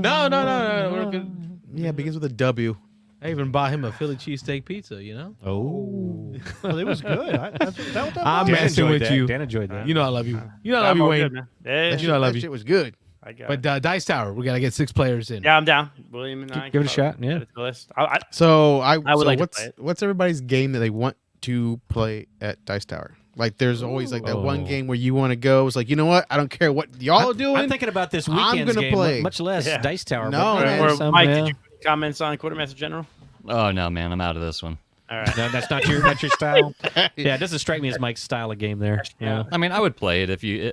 I mean, just because of the time frame, since it doesn't seem like it takes too long. I would, if you guys said, "Oh, we really need another player for this," I would absolutely sit down and play it, and I would, I would get into it. But I mean, if I saw it on the shelf, it probably wouldn't be something I was drawn to. Yeah. Do you know what's not funny that I is that don't like war games, but yeah, This, I mean, I this would game try sold it. out when I went to Gen Con that year. Ares Games, they brought a whole bunch of that. There was not 1 copy left. No, I think they that's have awesome. they have a World War I version, I think a Napoleonics there's a version, a Civil 1914. War version. Like this series of Quartermaster games is hot for Ares. For Okay, Ares cool. games. Like I was like, damn. And that's I so never heard awesome. of it. I never seen it. It wasn't Wayne put me on to this podcast, Board Game Insider, with Stephen Bonacore and Ignacy Trebuchet. Yeah. And Bonacore was talking about when he gets together with his friends, and Bonacore's a drinker. When they have the beers, this is the game that comes out. 6 players, they love it. Drinking and it's beer and pretzels enjoyment. And I'm like, God, this sounds like what I want. Yeah, you could probably still play this pretty well wasted. Yes. Yeah, it's not too difficult. Yeah. And I was like, I got to try this game. So I'm glad we got it. It's in the library. So if we can get 6 folks together, we'll play. So that's our Giveth the Beans. All right. Well, to William's of question. Quarter Manor. So William's question about Dice Tower. So I know this might be where he was headed with it, but we are talking about running multiple simultaneous games of War of the Ring. War of the Ring, but it's got a subtitle. It's Quest for the Ring, or what's it? The 2-player version one. Doesn't it? Is it War of the Ring? It's just War of the Ring. Okay, War of the Ring second edition. Gotcha. Yeah. War of the Ring second edition. So we're talking about doing that. I know Ron Fraser was talking about bringing his copy. William's got a copy, and we've got a copy in the Dice Tower library. So we were seeing maybe if we can set up a little corner at Dice Tower. It's kind of like what I did at Dice Tower Retreat, where I think it was a 2 or 3 tables of Clash of Cultures going, and I was teaching all of them. Yeah. And it made it easier to teach 3 tables of players instead of just 3 different games. All I ask that Rob, you start looking at some videos. Oh, I'll watch the videos ahead of time. I got plenty of time. There's a lot of information to absorb. Yeah, I got plenty And what's of time. great is we get to ask each other questions as we're playing. Yep. Yeah. But see, to go back what Rob said, not knowing the cards, it's the same thing if you play that game. Oh, is it? You don't know you have because you each the Free People and the Dark Armies, they have 2 different deck of cards. And if you don't know what's in them, and there's so many cards, you're gonna say, and you're gonna end up saying the same thing. And that's why you have to play the game again and again. People who actually like but that's also Ares same company as Quartermaster General. Okay. So they're into these big games, asymmetric games. That's what they do. because I think so in War of the Ring, you can win by either corrupting the Fellowship or getting 12 points. The other side, Free People can win by getting the ring to Mount Doom, and then they have to pass the challenges to drop it in there, or they just need to get 4 points. Ron Fraser in the chat says War of the Ring, the card game, is supposed to be a re-implementation of QMG, Quartermaster General, which is funny because Ian Brody is the designer of War of the Rings, the card game. So the same guy that designed Quartermaster General has also designed the War of the Rings, the card game. So, Ron, you're piquing my interest in the War of the Rings card game. Is there 6 players in that one? I don't know. I think it's 2. There's a lot of factions. I think it's 2. It's supposed to be the War of the Ring distilled into a card game. Go Gadget Eyes, Robert. I can't see any of that. I'm trying to read those comments, but Nerdy Weds is he wants to play brass. I'm down to teach brass. Anytime. I'd love to play that. Ruins of Arnak for the 2 of them. Also down for that. And then Kina has a list somewhere. And actually, I want to get. We don't have to wait till Dice Tower East, but you guys still got to get a game of Lancashire. Yeah, I was gonna say. I was getting ready to say that we got to play Lancashire. I have to just to be able to compare the 2. Compare the 2. You play 4 for the other one too. Yeah. Mike, any thoughts on con games? I know you're not coming to Dice Tower. I know that for certain. Boo. But next con that you do go to, what would be the type of game or game that you would want to put on your list? I was kind of thinking about that while you guys were talking.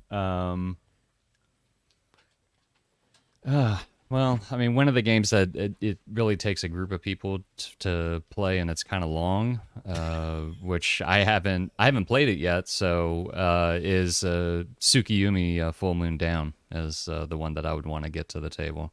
I think I remember you talking about that one, Kickstarter, when it came in. Yeah, so it's horrible Kickstarter. I won't get into it about Gray Fox Games, but. Anyway, no, yeah, I'll just be repeating myself like I always do. Oh, don't you? But anyway, it's everybody has very, very asymmetric factions. They all are extremely unique as far as like you have humans, you have bugs, you have and the whole whales, right? Yeah, there's whales, like some there's walking dragons, whales or something. Yes. I remember this game when he talked about it the first time. The moon has crashed into this planet. It has opened up, and there's like this faction that everybody at the table controls. Like you can move those faction units around. You could put them in other people's ways, but then again, other people can also control them when it gets around to their turn. So it's this card play of each card has like X number of actions on it, and you're choosing which one that you're doing off of that card, and it kind of goes around. And I think that's like where the time-consuming part of it kind of comes into play, due to like I play my card and I'm going to take that action, and the next person's got to think about what they're going to do, and then they got to play their card and take that action. But it's one that's been sitting on my shelf forever, and I think part of what's preventing it from hitting the table is 1, it takes a long time to play, and 2, the number of people that it probably plays well at. But you were describing so much theme. Rob got up and left. Well, that's why I stopped. Makes me sick. I had to go. I stopped as soon as he sat about down. A horse. So. Yeah. Screw this crappy theme. If I had to pick another game, it would be Lobotomy, because that's one that hasn't hit the table in a long time, and I'd like to try Lobotomy too. So, anyway, those would be my 2. And speaking of cons, Dice Tower West in March next year, I am definitely going to, and I'm giving an open invite to all you people out there on the show. Mike's picking me up at the airport to come and join you at the table. Yeah. So I actually, all you guys, man, I would love it if we could all get together for a Dice Tower West con. It'd be good if it's during spring break. I don't know. It's the first week of March, I think. You're going to go to that one? It may not be this year, but my wife had already said next couple of years we're going to. You can't go this year. So we're going west. March has already passed. Oh, well, the next one. Not the next one, probably. Yeah, But, if it's the first week in March, it's the week before our spring break. Okay. I'll let the folks at home vote in the comments if we should keep Will coming back. Speaking of cons, yeah, go for it. Go for it, man. You know you like it. Southern Board Game Festival. We in October, a few of us from the in the chats on the Discord have gotten together, and we're looking at potentially 4 of us so far that are looking to go. Dan and I are both going to be down there, so I know we're looking forward to seeing Mitchell and BJ from Board Game Gumbo. Meeting up with them in Lafayette. That's going to be October 14th and 15th. So we're looking into our flights and our travel plans now, but I think 3 or 4 or 5 of us are going to get together and make that trip. So I got to tell y'all, folks, I know that Dice Tower is great. I know that we had a good time at Design Day, but our family trip to Lafayette, to the University of Louisiana, was it? Is that what the... University of Lafayette, the one that Mitchell graduated from. That's where they host the The family trip was so great. He remembers it. No, it was the university where Mitchell graduated from. Lafayette University. Lafayette University is where they held it. Oh, Dan, you were there. Yeah, we had a. Thank you. Yeah, Hey, I was there. He was there. It's listen. The combination of that music and food festival. There's a that was festival great. across the street. Right outside, and that's why they're doing it in October. Yep. To keep in line with that food Oh, festival. is it going to be there again? Oh, yeah. Oh, That's the whole reason they moved it to half the reason I'm October. going. Yeah. Oh, yeah, we got to get some more, what was it? Like etouffee? Jambalaya, And gumbo, etouffee. Then they have the peach cobbler. Abita. Oh, my God, the peach cobbler. The peach cobbler. Yeah. Holy shit! You guys are gonna gain like 15 pounds. Oh, and then, yeah. when you guys come back. That was the invention of walking tacos and pocket we burritos. walked to Taco Bell at middle of the night after they shut it all down. We walked to get tacos. Pocket burritos at 2 a.m. Oh, we had Chili's. We went to the Chili's. We played games at the bar. Oh, yes. And Rob spilled his my drink. Beer. I didn't spill my drink. And my this- beer walked off of the bar on its own, and then the waitress said, "Oh, that happens." Yeah, because the bar is This slanted. is why I would never room with any of them. Oh, I thought it was playing games in their boxers at night in the same room. That's why you wouldn't. That's mostly Dice Tower. That's a I Dice swear Tower. to Bob, I have never met a nicer Don't group remind me of about that. people than the folks in Lafayette. Like, I think we went to Taco Bell, like drive-through, on the way back from the house one day. And I had said it. I have never received such kind service at a Taco Bell drive-through. Yeah, they were really nice. And I've been eating Taco Bell since I was like 10. Oh, yeah. Okay. Everyone in Lafayette was so kind. So, folks, if you've not been to Lafayette, not experienced Louisiana, Go to Taco Bell. Yes. Go to the Taco Bell. Go to the Taco Bell. Taco Bell in You want a Louisiana, true right? experience. Right next Tell to them the that campus Carlos there. sent you. Authentic Louisiana Taco Bell. Right across the Yes. street from the Student Union building there. Aren't you glad you invited Dan and notice how William he said, on, like, Carlos? Hell yeah. You notice how I said they are so nice? Because, we're not nice to you at all. well, I mean, listen, man. Like, Go to hell. you ever go to Taco Bell and they like give you? No. Just Thank no. you. Stop the sentence Thank you, right there. Dan. Yep. Okay. Oh, Dan's been to Taco Bell. I bought Dan some Taco Bell. Yeah, Don't act too high and mighty. I've caved in, yeah. Yeah, he's eaten Taco Bell a few times. James Odak says Flyer Drive.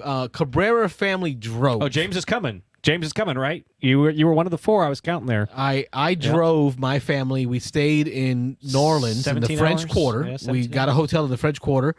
We got to experience Bourbon Street. You did. Nice. While you were conscious, Yeah, you did fall asleep there. I about heard that Bourbon Street yeah, got to yes. experience you, He, too. he was The police quite especially. he was yes. quite intoxicated while we were trying to play a little. was he? Rolling Oh, right? man. Damn, I He wish I was there for that. Fell asleep at the table, which is a Caller's classic. That's we woke him up in amazing. the final round and Carlos, we're like, "Hey, that's you lost." 2. Well, that's Yeah. because the game was missing It's dice. Oh, Carlos that's why. Classic and Carlos Bad. Yeah. Then we got to experience French Quarter. We got to hang out in New Orleans. We got to do the World War II Museum in Louisiana. Yeah. In New Orleans. The number one tourist attraction in New Orleans. I've been to many World War II museums. It's just my thing. Like cool. I enjoy history. That was amazing. And then Rob caught a ride with me all the way to Lafayette. I think it was like 2.5 hours. Yep. Went through the University of Louisiana, LSU. I stayed with Louisiana Mitchell. State University. We that drove it? right through it. Okay. Oh, yes. Yep. Yes, and yes, then yes. we got to meet Dan because he was already waiting for us in Lafayette. And then from there, we just gamed the whole time. It was a great spring break. It was enjoyable. We played Arc Nova, which lasted 2 days. Oh, a two-day game of Arc Nova. Jesus. Are we selling Yikes. Sobo? Are we doing a good job of selling it? Yeah, I think so. Yeah. We got to meet Jesse and his lovely wife, Melissa. They host the iHeart What was the name of the Board Games? the channel? Something like that. iHeart Board Games channel on Twitch. So we got to live stream our play of Viticulture. We did. We had a good time. That was fun. How'd you play that one? Oh, I tried to not plant anything. Yeah. I came pretty close. I got like 18 You are going to points. keep using that technique until it wins. I don't remember who won. won that Oh, game. oh, you win? did? Yes, I don't remember who won that game. Yeah. Rob beat me by a few points in what's that? Ankh. Oh, maybe. Oh, we Mitch got taught us Ankh. late caller here. We got a call. He's like, you got to shut these guys up. Yeah. Beans and Dice podcast. State your name. Where are you calling from? I heard that it, Ron's back. Andy's back. He doesn't know what to say. I'm sorry. I felt compelled to call back in. That's okay. That's allowed. First of all, the school is the University of Louisiana Lafayette. There you go. Well, you have to give Carlos a break. Apparently, he was drunk. The whole time he was in Louisiana. And eating. And English is a second language. Yes. And secondly, I have to echo everything you guys said about the food, except for Taco Bell, because why in the world would you eat Taco Bell? Exactly. Exactly. You can It eat Taco really Bell anywhere. Hold on. It really was the only thing open at like 2 in the morning. Yeah. we didn't But have much hold on, choice. no. Within Has- walking distance. Has Ron seen you guys at the Dice Tower with the book bag full of Taco Bell that's a day old? That's me. He probably That's what I has. do. And Yeah. yet it's you, but you give it to Rob. But hey, look. Oh, I'll eat Okay, it. so Lafayette is a smaller city. It felt like it had a small town feel to it. Things closed early, Yeah. It is. except Taco Bell. Yep. Yep. Period. Like Ron knows that area. you know, Ron. You know the thing. You know. I've only been to Lafayette a couple of times. I mean, I'm from New Orleans, so Yep. it's like, and New Orleans doesn't close. Oh, no. This is We true. found that out. It dragged me back to the room. Carlos closed, but it didn't. I swear to Bob, there's something in the water. Yeah. What'd in y'all there. do to your It's called- water? It's alcohol. Is that what it is? Alcohol That's in what's the water? yeah. It's the sugar and the alcohol. Those Yeah. daiquiris, Put 'em in I a- came I had home a and coma. drank nothing Those but daiquiris frozen daiquiris. until yeah. like my What leg the almost hell, fell off man? from diabetes. Yeah. Like it was bad. Sugarfoot, man. It's That's what we're going to call you, diabetes. Sugarfoot from now on. Holy shit. It was 11 o'clock. We're at the mall on the river in Oh, New yeah, Orleans. that's right. And I'm at Fat Tuesdays. I still got my bottle. It's in the mall. There's a Fat Tuesdays in the mall selling yards of frozen margaritas. It's 11 o'clock. I'm like, let's go. Yep, during the middle of the day. Yeah. Oh, and Carlos made the revelation while we were there. We informed him as we were walking out of one of the establishments that it's legal to open carry in the streets of Louisiana. We're not talking pistols. We're talking alcohol. He was like, "No way!" He walked up to an officer. He's like, "Look what I got!" There was a police officer standing on the corner. He's waving his drink in front of the officer. Holy crap. And we were like, "Well, that's probably even though open carry is okay, that's probably not a good idea." Still It can't was be awesome, belligerent. though. Open container, I should say, but yes, yeah. So they don't necessarily take too kindly. Public to- intoxication might be a problem. Yeah, exactly. But I was willing to risk it. I wanted to show it off to the cop. It was great. I'm sure these guys would have took out the phones like, this is hilarious. Yeah, it was good stuff. But So that's me and your stomping grounds, Ron. Yeah. Schedule's not going to work out for me for that.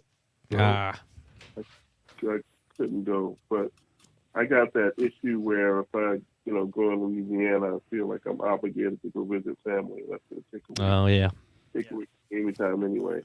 But it sounds like a fantastic time. looking forward to it. And maybe I will make it there one year. No, I That think sounds awesome.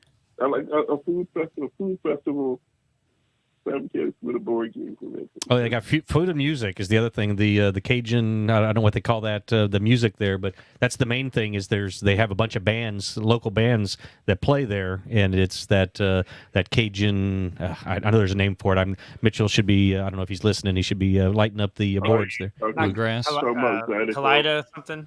Yeah, something like that. Yeah, it's real. It's a term I'm not familiar with. They call that theme to the festival. Yeah, see, I don't go for the theme. I go for the Abita beer and the Peach cobbler, the jambalaya, and the peach cobbler. Yeah, exactly. So, but no, it couldn't be a better timing. All you do is walk across the street. You can listen to some music. You can have a beer. You can get some good food, and then you walk back to the Student Union building and play games. So it's awesome. Oh man, we had po' boys delivered right to our table. We did. No, we did. Yes, we did. Oh, man. They have a connection with a delivery service where, check it out, gentlemen.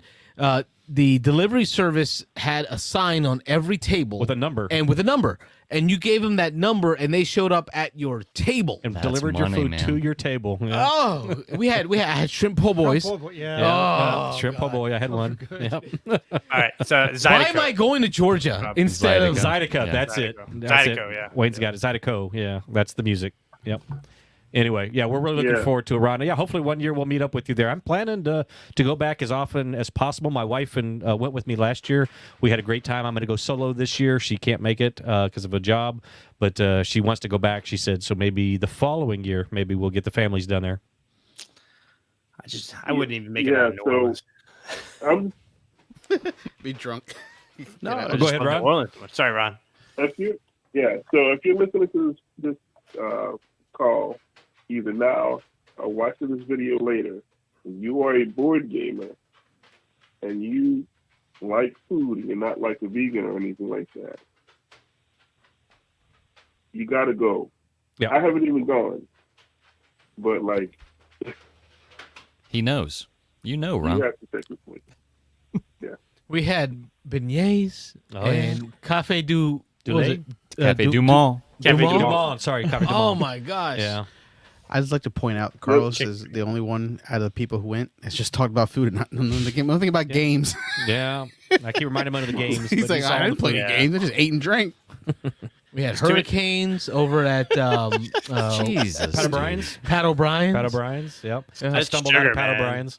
My wife had to help carry me out of there. Rob got me a shirt, which I wore the other day. Yeah, did you really? I got bourbon faced on Shit Street. Because you did. Yes, I bought that for you. Yep. It was crazy. Listen, I come from a big Catholic family. My mom called me when she realized we were in New Orleans. She goes, "Oh, you better pray over that room. There's voodoo over there." Yeah, there were voodoo shops. God. Authentic voodoo shops right there. Yeah. And it was real, bro. Oh, yeah. And there's so much history there. That idea of the difference between those two sections of the city. Yep. Right in the French Quarter. The have and the have-nots. Right. Like you can see the divide in how each of the historically they lived. To see these built, you got to go, folks. Just visit New Orleans, hit Lafayette, enjoy the. If it wasn't for a commitment that I made for my kid, I'd be there with you. It just this October 15th happened to be on. Check it out, folks. On the Atlanta Motors Road Atlanta endurance race, Petit Le Mans, which is the endurance race which my son and I go to each year. It's because usually around my birthday. That same weekend, U.S. Open Blood Bowl champions here in Tampa, Florida, which I'm missing that.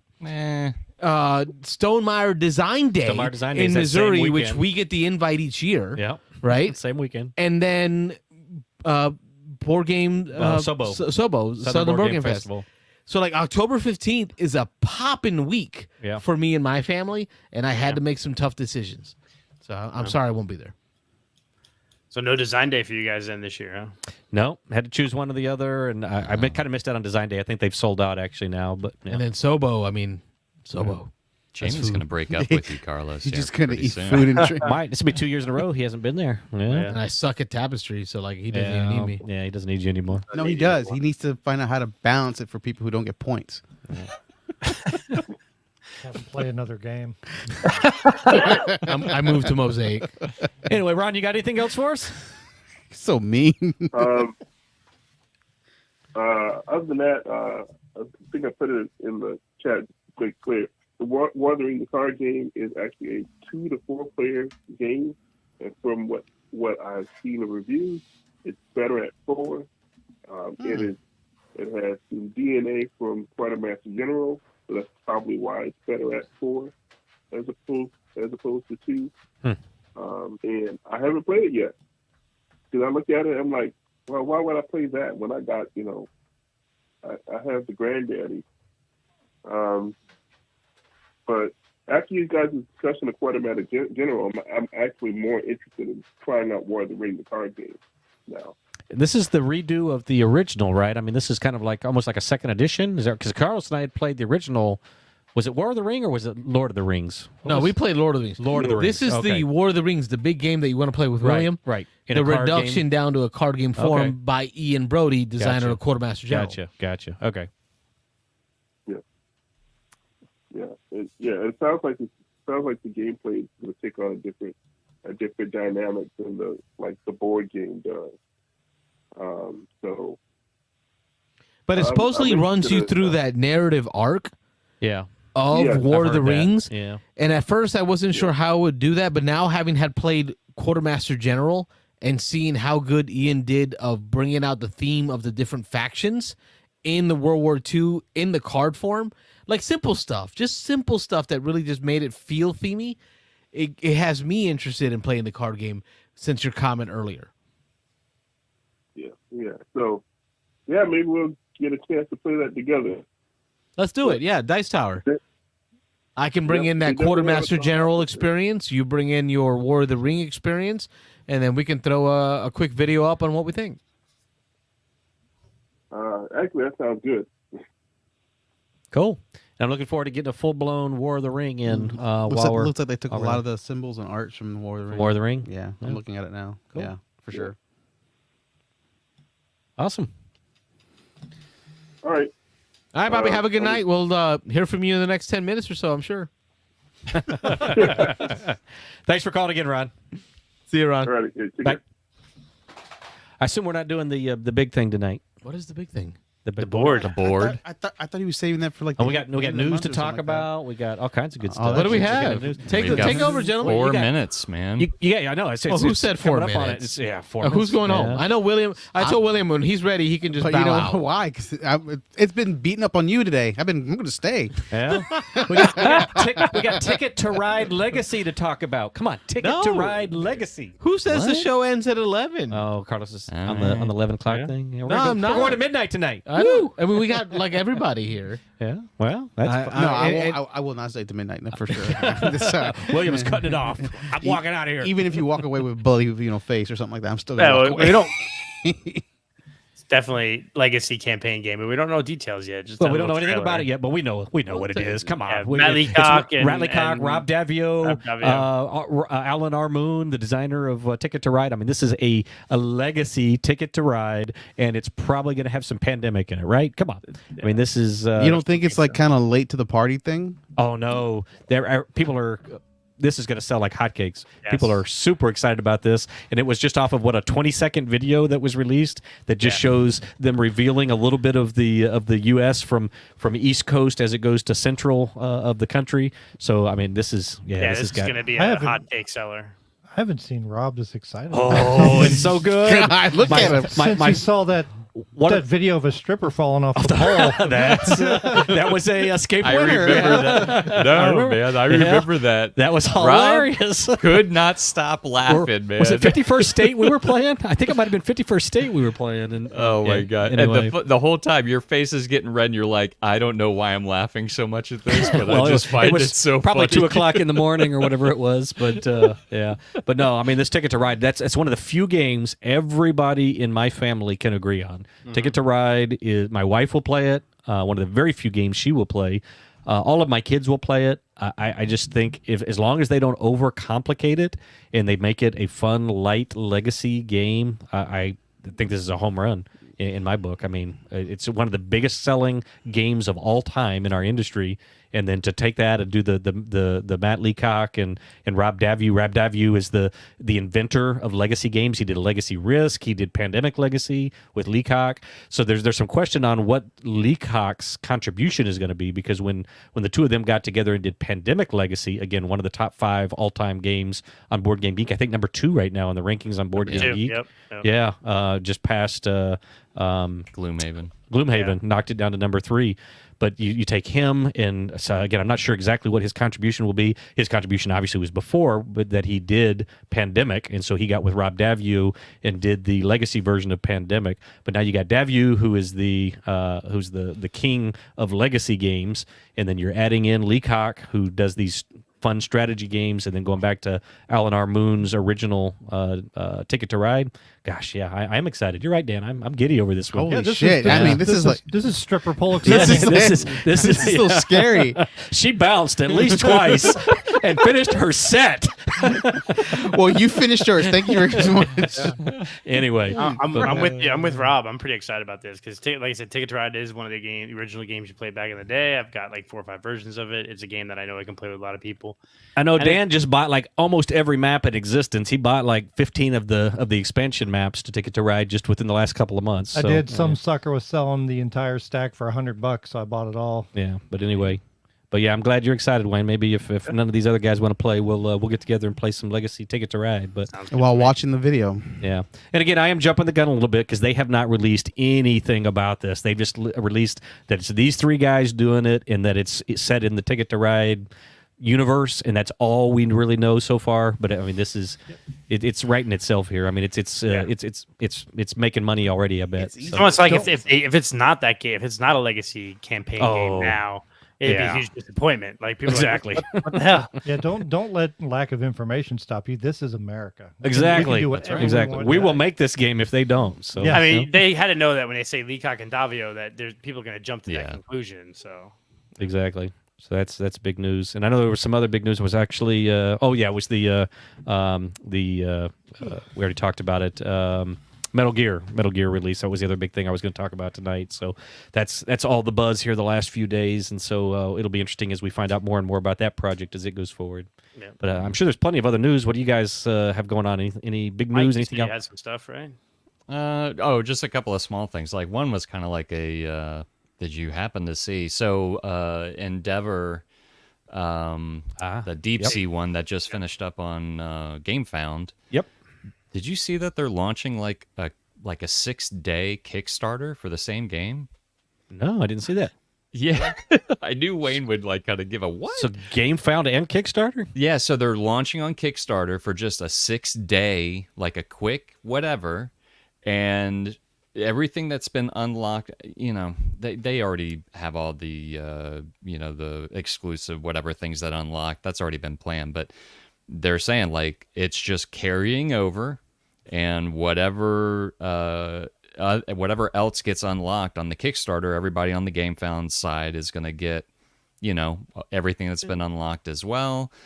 And I just thought it was weird. Like, I've never seen anybody finish up one and then immediately say, "Oh yeah, we're just going to do a quick 6-day over here at Kickstarter." I wonder if they think that there's a large percentage of the audience that doesn't check. I mean, because I always forget to check GameFound when I'm looking at games. Yeah, myself. I was curious. Yeah, so they may be thinking they could. This actually happens quite a bit since I backed so many damn games when I had the store that a lot of it's usually the other way around. Usually things come to Kickstarter and then go to GameFound. Then they'll run a campaign on GameFound also. This is the first time I've heard it go the other way. Yeah. But I've seen it happen 20, 30 times the other way around. Oh, wow. Okay. So maybe it is more common than I thought. Yeah. I hadn't noticed that. Yeah, the other thing I was going to bring up was, or were you going to say something, Wayne? No, go. You.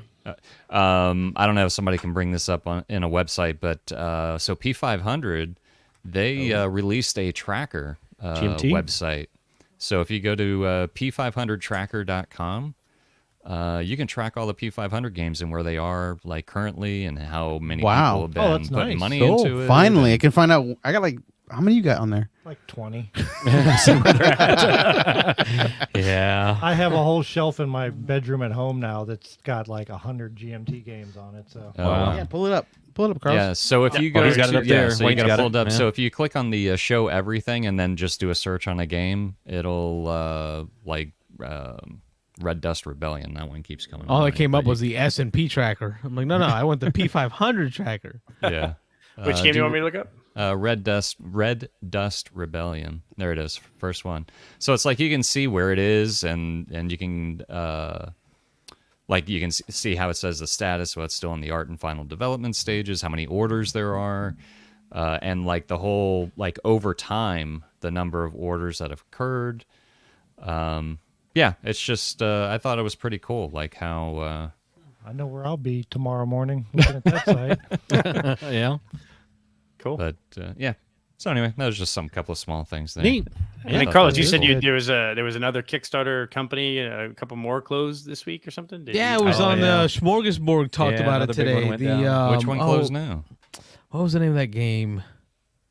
I don't remember. Oh, it's gonna drive me nuts now. Village Attacks. Oh, that's Grimlord Games. Oh yeah, Grimlord yeah, we Games, talked yeah. about Games, that. Yeah, Yeah. that was the one. Yeah, we talked about that last week or something, didn't we? Yeah. Are we taking Yeah. bets on when Mythic's going to go out of sale, go out of business? Oh, 4 yeah. weeks. Yeah, maybe 4 weeks. Okay, you're on it. Isn't Mythic that where Games. what's his name went to? He's not there anymore. But Yeah, he left. Yeah. Sam Healy. He's got his own channel now. Yeah. Yeah. He Flipside. saw the writing on the wall or something. He just Or vice versa. Yeah. Yeah, vice Supposedly versa. they weren't happy with him, but yeah. he is But- his own. He's got a personality. I mean, Tell me more, Robert. What? They weren't happy with him. Yeah. Yeah. What do we that was know? the thing. He was fired. He wasn't. He didn't make. Yeah, he Really? was yeah. let go. He was let go. Yeah. Oh, I didn't know that. Yeah. It was pretty. I didn't think that was secret, but yeah, he was let go. He was terminated there. Yeah. Well, of course, it's not secret. You know. Oh yeah. Of course. I know. Everybody knows. it's But, got every all the secret of inside why info. was he terminated? yeah. Oh, I don't know. I don't know any of the That's the whys. secret. There's rumors as to There why, was- but it's not But really. yeah. So I've heard some airing 'cause rumors. Yes. it's two sides to every story. Yeah. And then there's the truth. Right. Right. Exactly. Somewhere in the middle. Yeah. Well, Well, I know that he sucks. needs some help with that logo of his on his YouTube channel. So Yeah, hopefully yeah, something maybe a little will- bit. I know he's just getting Saddleboard gaming. started, but I hope he thrives on YouTube. You know, I hope He- he's having fun. I mean, he's got his wife in a lot of the videos, so I Yeah. think they're enjoying. He's doing it lost a lot of together. weight. So yeah, he's lost some weight. Mhm. He actually he's doing the whole thing like where he's going to local board game stores, and they're right here, like in Seattle, which is kind of yeah? cool. So, Nice. Oh, is he on the West Coast now? Yeah, Yeah, he's moved out there a while ago. Yeah. Okay. When he left Dice Tower, I think. Yeah. yeah. But He was he Mythic. was even saying like he's going to try and be more. Well, he said he was going to be more positive about reviews and not kind of harp on the negative Right. like he's known for in the past. So Yeah. no, I think that's good, man. You know, you kind of see what people like, and you move with it. Speaking of the Dice Tower, have you guys they're started doing their top 100 games of all time, and a lot of people Yes. seem to not be a big fan of them breaking it out into individual videos. Yeah, You I think guys like are- I I've just watched saw them all the- so far, though. Yeah. Wendy I don't- and Yeah, Oh, Chris's is the best, man. He had like if you had, I think. Oh, I his haven't came- watched his yet. Oh, watched he, his he does either. like Yeah. every game. He's in a different outfit in a different room with a different. that's awesome. It's really pretty good, actually. His is the best. he puts a lot of effort into it. So I Yeah, don't know definitely. anything about this. What do you mean by individual videos? Is So it normally one they game would per do- video. No, like normally what they would do is like three of them would get together and do like 90 to 100. 90 to 100, and they would talk and banter about their game. But now it's just like it would just be Wayne's 100 through 91. Yeah, it's kind of the B team. And- It's some of the other, not the top Hey, three. Ed Summer's not No, no. BT. Yeah. And so apparently though they're all doing individual from 100 down to Number one. 11. But like Oh. even And- Tom and- and them? I think so. Yeah. Really? Oh, I hadn't seen And then, that. and then 10 to 1 is going to be like all of them together or something like that. Oh, I hadn't heard what that. or well, at least that's what someone smart. suggested. That's a lot of content. That's a lot more video. content. It's a lot Yeah. more That's a video. lot of, I mean, that's actually I have to give it to him. That's a good way to It spread would it also out. cut down the time for each I was. video. That's exactly what I was gonna say because I was gonna say if all three of them, like so, It ends up being well, like an hour. the for- 3 or 4 that have done it so far, there's no way I would have sat through that video. But I'll miss the banter because that's half of it for me. Really, yeah. that's half of it. The way they cut on each other, But and they're you like, got- "That's a crappy pick." Or You whatever. got to look yeah. at their schedule. They're since they got that Yeah. van, they're Well, planning on to go to a lot of other places now. I'm So- gonna go out and on they're- a limb of getting some hate mail, but if you look at the personalities too, Yeah, there's some that I'm definitely more interested than others. They got a van. Yeah, they their got own a- Dice yeah. Tower van. It was part of their last year Kickstarter. There was their Kickstarter. They got it it's all. got a vinyl wrap on it too. It They looks got a pretty vinyl cool. wrap on Yeah, it, it's so they dope can. stuff. Oh, like Bang Bus. Sure. So if you have any comments or feedback, It's after you can 11 send your o'clock. hate mail It's to, late night. One mic at onemic.com. Shit. Send your hate mail to one mic at onemic.com. How does that That play was out? Is it, you know, I amazing. mean, is it, you know, I was gonna ask him to come up here. Like Rob and I were talking because they had said, "Hey, let us know what you have going on. We'll head up." not after that. No, but they can join us here. Yeah, at Carlos's house. Right, like imagine 50 them in people here studio. and, If They were we talking, get the they're beans talking and about ice going to cream. other game stores and stuff. Yeah, they were going to do big game days. Like with, local? Yeah, with a bunch of Yeah, people. local. Miami local. No, like anywhere they can drive within. They probably here's go to a- Atlanta and stuff. They're doing Atlanta. Yeah, they're doing Atlanta. Tom knows They who already you said. guys are. Why wouldn't he? On the way you up to should- Atlanta, yeah. stop by the studio. We're talking about Yeah, it. why We're going not? to try to get a place to. We need to find a venue that can host us and have maybe 15, 20 people. And Yeah. they said that's what they're looking for is to go up and do game days, and they'll load the van up with games. And Tom said he'll bring Candy Sure, and lost games. puppies. Yeah. Tom said he'll bring prototypes of games and just play them. And he's like, "Oh, whatever I bring, you guys got to play." So yeah. Ooh, But I I don't know if I can commit to that. Why? I mean, that's just part of being in the business, isn't it? That's the But part I I- hate the most is like the idea of having to play just Play bad prototype games. games all day. whatever. It's like being a parent. The part you hate the most is wiping someone else's ass. It was good at Stonemeyer Design Days. I will tell you, both times I've been there, I've enjoyed playing the good and the bad. So yeah, I did not. you did not. I did enjoyed it. not. I enjoyed it. Yeah, I enjoyed it. It was fun. yeah. Dan was there last year with me. So I yeah. think they enjoyed watching you suffer. Yeah, maybe. No, I was at the bar eating because they Eating the they have a cookies. bar there, right? But the bar is not serving any alcoholic beverages. eating the cookies. They had cookies. Like The, that's all they gave was and cookies. you didn't find out till you were leaving that they were, what was it? Vegan cookies. Vegan cookies. I You're had like, no holy idea. crap, these are vegan cookies. They didn't have alcohol. No. Oh, they had it when I Oh, went. they did. They did last year. Yeah, they did both I don't years. remember. Yeah, they did. You could get alcohol. Oh, I guess I Yeah. never paid for anything because I was just eating cookies and free tacos. You were doing the free stuff. Jesus, man. Free cookies, free tacos. That's how I roll. We have to have like a chart. Where has Carlos eaten Taco Bell at? Yeah, Across the it's state. like every Tacos. state. Listen, I ate tacos with Jimmy Stegmeyer on the patio We did. of We did. Pieces. Pieces Right? Board Game Pieces Cafe. Board Game Cafe, St. Louis. in St. Louis. Okay, that achievement unlocked. Yep. Tacos. Not achievement. What other news do we have for the folks at home? Got anything, Wayne? No, I mean that's. I mean, there's the big one, that whole It's a big Jesse one, and but Quackalope thing, and yeah. I don't know Oh if we my wanna God! get He into made that. me. He didn't make me, but he. Oh, yeah, see, I don't know, but like I twisted your arm, but I showed you the He videos. showed me the apology guy- video the or- apology or whatever That was video, and that was awful. That was pretty rough. From somebody who's had media training, that should have been like 3 minutes long. yeah, it was And 30, it should have been 30 something very minutes. simple and concise, and then he should have got out. This 35 minutes of That's. Oh, but that- you it know took what? 25 That's- minutes before he what said he the word If sorry. you've watched was Quackalope, though, awful. that's how he is, though. Jesse, You know, yeah. he's very. Beatty and following the thing. I think actually Mitchell and I are going to record a podcast tomorrow. We're probably going to talk about that a little bit and just sort of. I don't know if integrity Mitchell's and- changed his tune. I know when it all originally came out, Mitchell had stated on our Discord that he thought it was all a big misunderstanding, and he didn't think Quackalope was There's still necessarily part of me that wrong. thinks that way as well. You know. Yeah. I don't. I've got some theories. Yeah. I'll be honest. I don't think Jesse was being. What's the word I'm looking for? Malicious? I don't think it was Intentional? malicious. No, exactly. I think it just because he's, I think he's a little quirky, and he's looking for the clicks, and that, Right. he thinks that's going to generate. So yeah, he made some very poor decisions, but they weren't malicious. right. And I think he just approached it the wrong way. He definitely made some mistakes, and I think it was. I'll be honest. I think it was kind of crappy that the whatever the board game company was, they kind of like. Into the Just unknown. drop this snarky comment in the middle of all the Kickstarter comments, and then that's kind of like what blew it up. And I think there were a couple key points where they pissed him off. They pissed Jesse off, and one of the big things is when he reached out to them and asked them to either send somebody to their studio in Cleveland, Ohio, so that they could watch them play and make sure they got the rules right, or have somebody do a Zoom with them for, it was like 12 hours, so that they could go through all the rules and a gameplay. And the company Right. said they just could not afford to have somebody do that. I think that pissed him off, and that kind of put him over the edge. And he was like, all right, if you don't want to agree to that, I'm just going to do the game. If I screw it up, we'll screw it up. If I don't like it, I don't like it. And you're going to get what you get. So the Zoom thing I get though, but this is not a American-based company, so you're literally asking a company that's trying to survive on Kickstarter, Exactly. to fly someone across half the fucking world, Yeah. put them up in a hotel, all on your dime so they can teach me this game because I can't read the freaking rule book. Like, Yeah.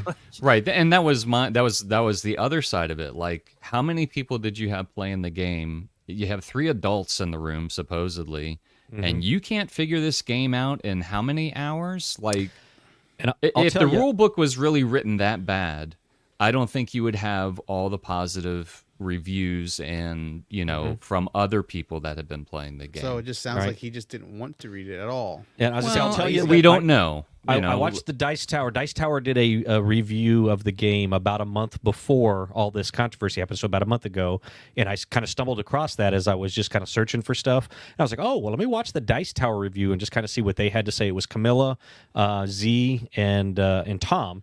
And they did admit that on their initial plays that they spent more time in the rule book than actually playing the game. They said after they got through that first 4 or 5 hour session that the sessions after that went well, and they said that this was a lifestyle kind of game, like a Gloomhaven or something like that, that you would really just have to dedicate hours and hours and hours to. Yeah. But they gave it ratings of 8s and I think 7.5s and 8s. They liked the game, which kind of clashed with obviously what Quackalope did. No, Quackalope gave it, I think, a 9 out of 10. Like, wasn't their first well, video? That's the other controversy. The first video, they said this is, a 9.5 or whatever it was. Yeah. And then the very next video, they said this game is unplayable. Unplayable! So what he's trying to do there is confirmation bias. He's Right. He's providing 2 videos that are so dynamic, but that's just BS YouTube clickbaity stuff. Like, Right, and I think the King of Average did a video on it. Great and video. And he stated in his video, which I tend to agree with. He's like, if he would have put both of those videos together in a shorter format and said, these are the things I liked about the game, these are the things I didn't like about the game, we wouldn't even, part of this wouldn't even be the part of the controversy. But like the title The of negative this game is video got unplayable. twice the amount of views Like 3 times. of the positive video. right. And to their And credit, the other, go ahead. the publisher has said that they have now hired a separate outside company to design a player aid for the game, and they have hired a company to review the rule book to help them streamline or rewrite some of the rules to make it more friendly. Again, that's all been kind of in hindsight of what's happened. Right. But I think Paul Grogan made a comment about that. yeah. What would Yeah, you that guy knows do? rule books. Here's what the would you thing, do? man. You have an endless supply of people that would be willing to read through the rule book and make suggestions on changes. Why wouldn't you tap into that? Even if you limit it to 50 people or whatever it is, why wouldn't you take advantage of something of that? Because you can't tell me that if you said, "Hey, people that are back in this game, we'd really like it if some of you reached out and Just give it would to all the review the backers, rule let them book look for at us." it and let them go for it. Yeah. Right. So I think in this day and age, my phone's talking to me. I think in this day and age, having a poor rule book, No, it's definitely Unexcusable. Yeah. it's unexcusable at But I this think time. and I'm with you, Mike. I think it's it's gotten way blown out of proportion, right? Yeah. And way made seem way worse. All right, than it guys, is. I'm gonna head out. Oh, Yeah, all right, we're well, jumping see you, in. man. Head out. Okay, well, I gotta drive. I gotta work. I think tomorrow. I think the biggest issue, or the issue I have, is this isn't kind of the first time that Jesse. Oh, he's had to- been This Yeah, yeah, like yeah. 3 or 4 different times he had to apologize for things. He said things. He did the whole thing at Gen Con where he's randomly throwing ducks all over the place Yeah. without asking any permission of the convention space, or so Right. this he is got in like trouble a there, pattern yeah. of Mhm. what he's trying to do is build his brand. He's trying to be flashy. He's trying to be like a Mr. Beast, right, of the Yep. board gaming industry, and that just rubs people the wrong way. and he grew very fast from the. Oh, if yeah. you look at the time when he started to now, like he was almost. I think he was at like 50,000 subscribers, and he's Did only I been watch going Their on. channel's only 4 years Hour-long old. blogs. Yeah. I watched them. I enjoyed Well, watching him talk about personal life. I life used with to Shira. like him. I used to be subscribed. I mean, this didn't. I dropped my subscription way before this thing happened, only because he kind of transitioned from this person who seemed to enjoy playing these games and really talking about it to somebody that was just pumping out video after video after video with these giveaways and clickbaity stuff, right? titles. It just was like, Well, and- okay, Yeah. I'm You talk about tired of it. The giveaways, Wayne, he's really started irritating me recently when he started threatening the fan base, saying that if they didn't hit these certain levels, that he was just going to stop doing giveaways.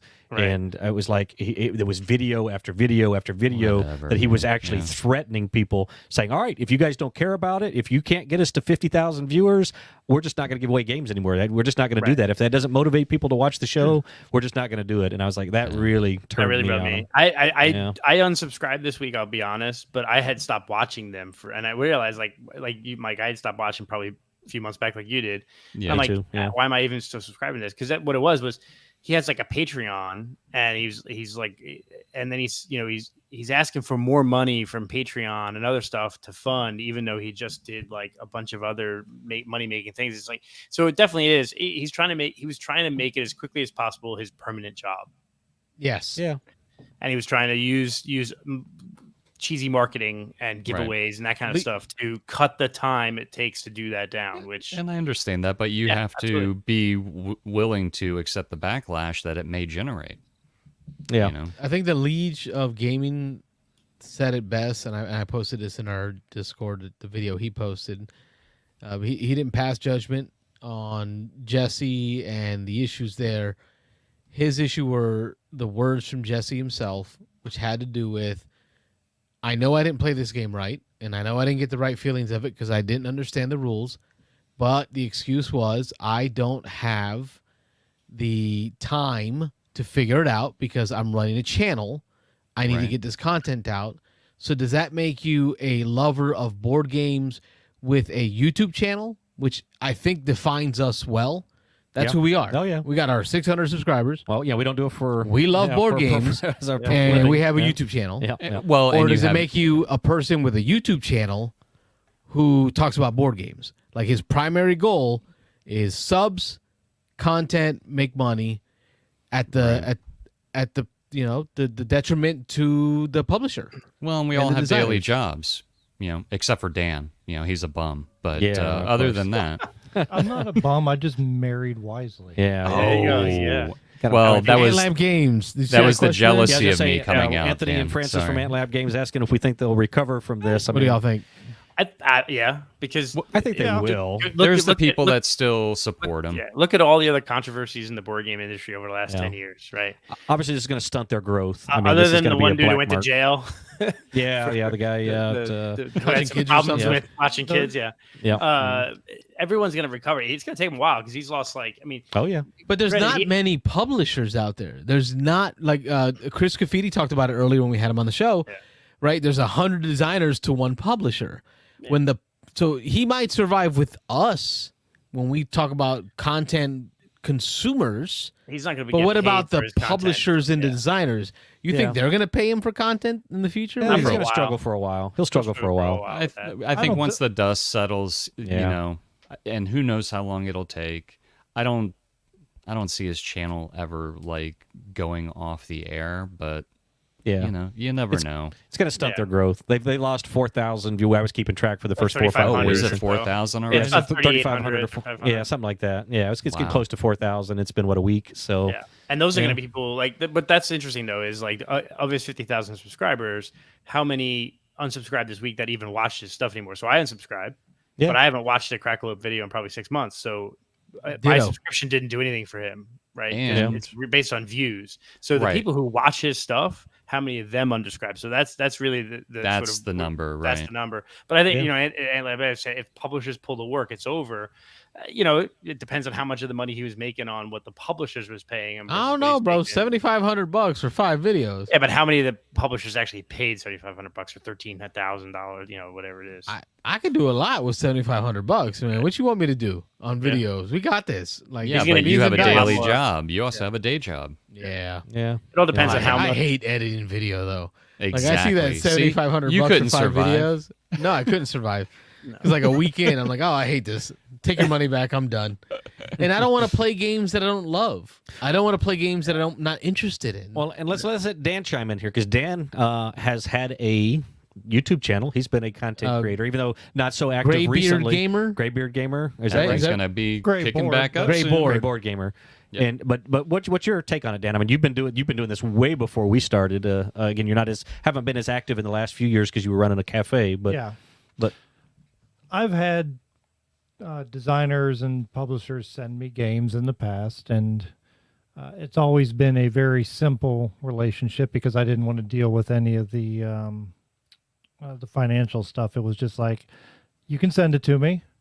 I'll play it. I'll talk about it, but I'm going to be honest. I mean, I'm not asking for any money or anything, but I mean, I appreciate the fact that they even want to just send it to me, especially with my channel with only like 5,000 subscribers.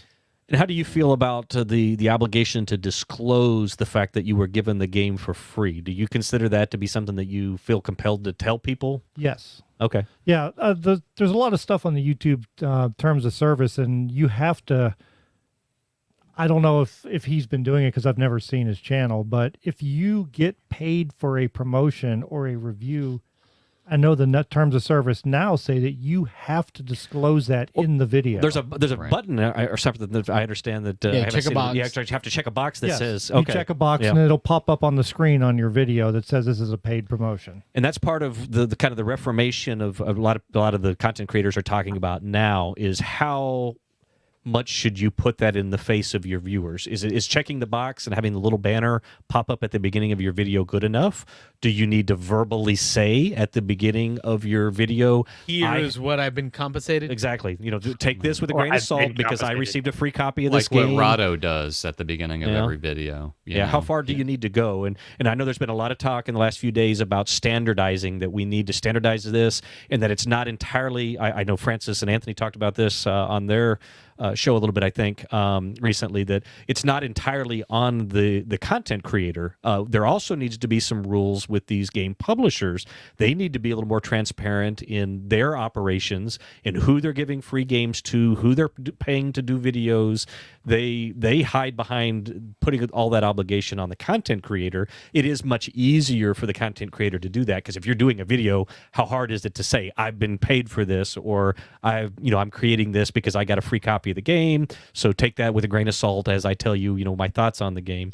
But I mean, it's generating a lot of conversation right now, which is positive, I think. Yeah. But then the other big question is, how long is this going to last? It's just a flash in the pan that we're going to talk about for the next 30 days, and then it's going to go back to the old ways, or is there we're Americans. We forget about things very quickly. Yeah, well, I think, I mentioned before the show, so the three of you guys work in insurance, right? And I work in finance and higher education. And so in our professions, and almost every profession I can think of, there's a standardization of terms, a lexicology, right? And there's a code of ethics, right? That you have, a lot of us have, that we deal with in our daily. So why is the board game industry and why is the board game content creation industry void of any sort of code of ethics or standard terminology? I think because it's smaller and because it's niche and multi-billion-dollar businesses. Well, I mean, YouTube's a part of that, though, but it's a very, very small part of it. But I mean, we're talking about a big-time businesses, Yeah, I think part of that equation too is ethics and rules and regulations and anything like that is always extremely late to the game and catching up with what's going on in any industry. Reactive, So very true. It's coming. I think it's going to happen, but it's not something that's going to be, like tomorrow you're going to just all of a sudden see a bunch of stuff. It's going to be a rollout of more terms of service. People are going to have to agree to it. They're going to have to get used to it. We lost somebody. What happened there? His kid walked in the room. Tell the kid good night. Yeah. Got to do that thing. Yeah.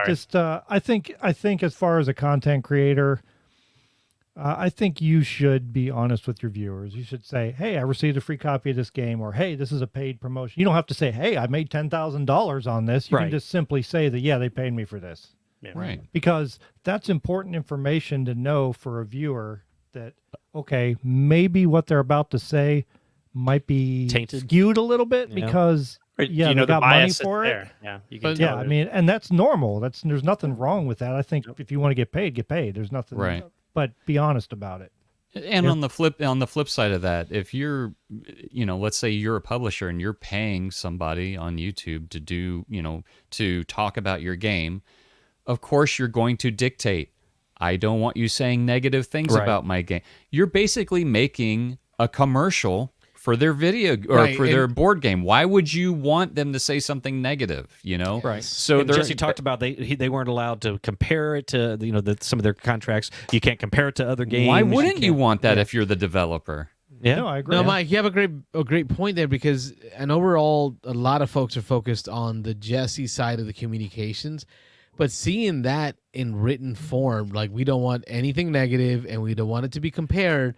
That's I'm a like, given, Man, that's though. kind of shady from the publisher's side. No, it's not. I think Carlos, that's expected. Carlos, if I hired you, You're asking for a commercial. You're not asking Right. for a exactly. review. Right. So You're if I Exactly. hired you to do a commercial on a car, and I said, hey Carlos, look, I'm gonna send you a car. I want you to drive it around for the week. These are the stipulations because I need Don't you call to do it a a video. review. Call Right. it a commercial. Right. Or call it a paid. But they don't Preview. call them Preview. reviews. If you look on Kickstarter, they don't call them reviews. No, They call call them them reviews. overviews or previews or you Yeah. know. So it goes, but it's on both sides, and I think in this particular case, I definitely think both sides made mistakes. I think both sides are going to learn from it, and we're just going to keep going forward, and hopefully it improves the industry. Yeah, I know some people have called, Jesse, some of his language in some of the emails that came out, telling them that my audience is your showroom and these are your buyers and you need me. This is how you sell your games. That came across bad to a lot of people. Pretty arrogant. Well, Yeah. it is bad, but it's somebody that, from what you've said, their channel kind of exploded pretty quickly. Yeah, 4 years. And he's they kind of have- narcissistic. It's narcissistic, but it's also somebody without any kind of formal training, and they're just winging it, and they're just Right. shooting from the hip and just saying, things that they may perceive as okay. This sounds even like though a they're selling not. point. And, Yeah. I played devil advocate with my wife a little bit because she's never been a fan. Actually, when I would turn on his videos and stuff and watch him late at night, she did not even like the sound of his voice. She's like, that guy just rubs me the wrong way. I do not like him. Why do you watch him? But I played devil's advocate with her last night because she was kind of going off and was getting excited and things. And I told her, I said, well, think of it a little bit from his side, though. When you blow up, I mean, he's considered right now one of the largest content providers for board gaming in the industry right now. True. He's got one of the largest YouTube channels out there for board gaming. Again, it's dwarfed in comparison by video games and other things like that. But anyway, for board gaming, he is a loud voice in the industry. But when in 4 years, when you grow up, and now he started 4 years ago by himself. Now he's turning his 20s. and he's Right. turning 30 this year. Right, and he's got now 3 paid employees that are on his payroll working for him, including his fiancee, who he's marrying next week. But anyway, I told my wife, I was like, I don't know if you blow up that big, and now you're somebody. Now you're the Tom Vassals, You get an and you're ego. the Rodneys, and he probably. He didn't have any training, like Dan said. No media training. He's just out of nowhere. He blew up, almost overnight. In 4 years, that's practically overnight. That's And- fast. And now he's living off of doing this. He's paying employees off of doing this. He thinks he's somebody. So And along with that, if he's going all in on making this his living, yeah. there's a lot of stress. There's a Oh, lot yeah, of fear. There's a absolutely. lot of worry, and you're lashing out because this is my income now. Well, that was and part I'm of his getting- apology. yeah. He said, if I don't get it right, he goes, then I will feel obligated. If I put some content out and then I find out we played some of the rules wrong, then maybe now I have to go back and spend time re-recording videos, redoing my gameplay. He goes, that's money out of my pocket because I'm not now focusing on somebody else's game. So again, I'm not going to be an apologist for My him. audience is your marketplace. And Yeah. that's Oh, what there it you is. go. 'Cause So like you here's said, here's okay, some, yeah. some stats that so the actual YouTube channel was created November 19th, 2018. So 5 years. Okay. Right. So yeah, by 4 or He's got 5 years. Yeah. Currently has 43,900 subscribers, but he lost 30,000 of those. So Yeah, he was up to 46 or something, 46. 47. Yeah. He's uploaded almost 1,500 videos. He's had almost 10 million views. All right, we've been at it So- 2.5 years, so a year and a half we can get $7,500 for a video. yeah. So Good luck. 1,500 videos in 4 years is a lot. That's of a content. ton. Yeah. That is Yeah. a ridiculous amount of content, which means he's probably burning himself out at the same Well, time. before this, he was a videographer, photographer for like Yes. weddings and events. So he already has like a skill set Yeah. when it comes to filmography. Yep. Well, it doesn't take a pronounced, a good personality to film, and Yeah. so maybe he's just not good in front of the camera when it comes to these stressful situations. So you can see here's the impact. Saturday lost 800 subscribers. Sunday lost 1,600. Monday lost 800, 700, 300, 200. So by Thursday, it's 200. Yeah, So well, where that's going to hurt the news is cycle is done. other people that are other publishers or anybody that's looking for someone to promote, they like to do those quick looks at numbers, like how many subscribers do they have? How many people do we have the potential to get this in front of? So those numbers going down, yeah, it hurts. But a 40-some thousand subscriber channel is nothing on YouTube. Yeah. Yeah. Oh, yeah. And how they go forward. If you're not a million plus, you're not going to make you can make a living if you're in a couple 100,000s, but I mean, if you really want to make a living, you got to be in that million plus range. And I think it's what they do from this point forward. I guess to get back to the Ant Lab Games question is how much is it going to hurt them? Are they going to disappear? Again, I think I agree with Wayne that I don't think they're going to disappear. He in his apology video, he laid out 3 steps or 3 guidelines that they're going to change in the way they do things. More transparency, which we could have all guessed that was going to be one of them. He talked about the approach they were going to do to. They were never going to approach a publisher again and ask them. They were going to operate. He said historically they had almost always operated people coming to them. So he said they were going to not do that anymore. And then this idea on the confirmation bias videos where the idea, I guess, so I'm ignorant on this, but the idea was confirmation bias.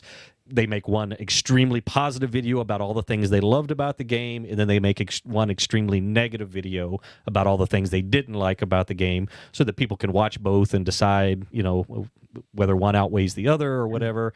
He kind of giggled on his apology video, and said, "Well, apparently that's not a good strategy. We're not going to do that anymore going forward." But again, to answer the question, I don't think they're going to disappear. They've got enough people who still like them and who still think they're pretty cool and doing like his personality and right. Shira's. Just because we don't care for his personality doesn't mean that there aren't a ton of other people that do like it. So. But it's what they do from this point going forward. He's made these announcements now and things they're going to change. Let's see if he lives up to it. Let's see how they look in a year, 12 months, if they've really made any changes or That's not. a valid point Edmund brings up, and I was thinking about this. And I wasn't sure how to say it without sounding mean. From Sweden. Say it the Swedish way. Oh, yeah, that's right, because it's our international viewer, makes us internationally acclaimed. Edmund from Sweden. Edmund from Sweden. He says, I listened to the very interesting take on this, that it is strange business where YouTube reviewers earn more than most designers. And it's like, I was thinking about it earlier today, like it's almost like your business model is based off of the work of publishers and designers. So like you're riding their hard work by just talking about what they did, and you're making more money than they are. Well, I mean, how many are really making more? Yeah, but how many are really making more money? Dice Tower, maybe. Oh no, it's a handful. Maybe Rodney. It ain't us.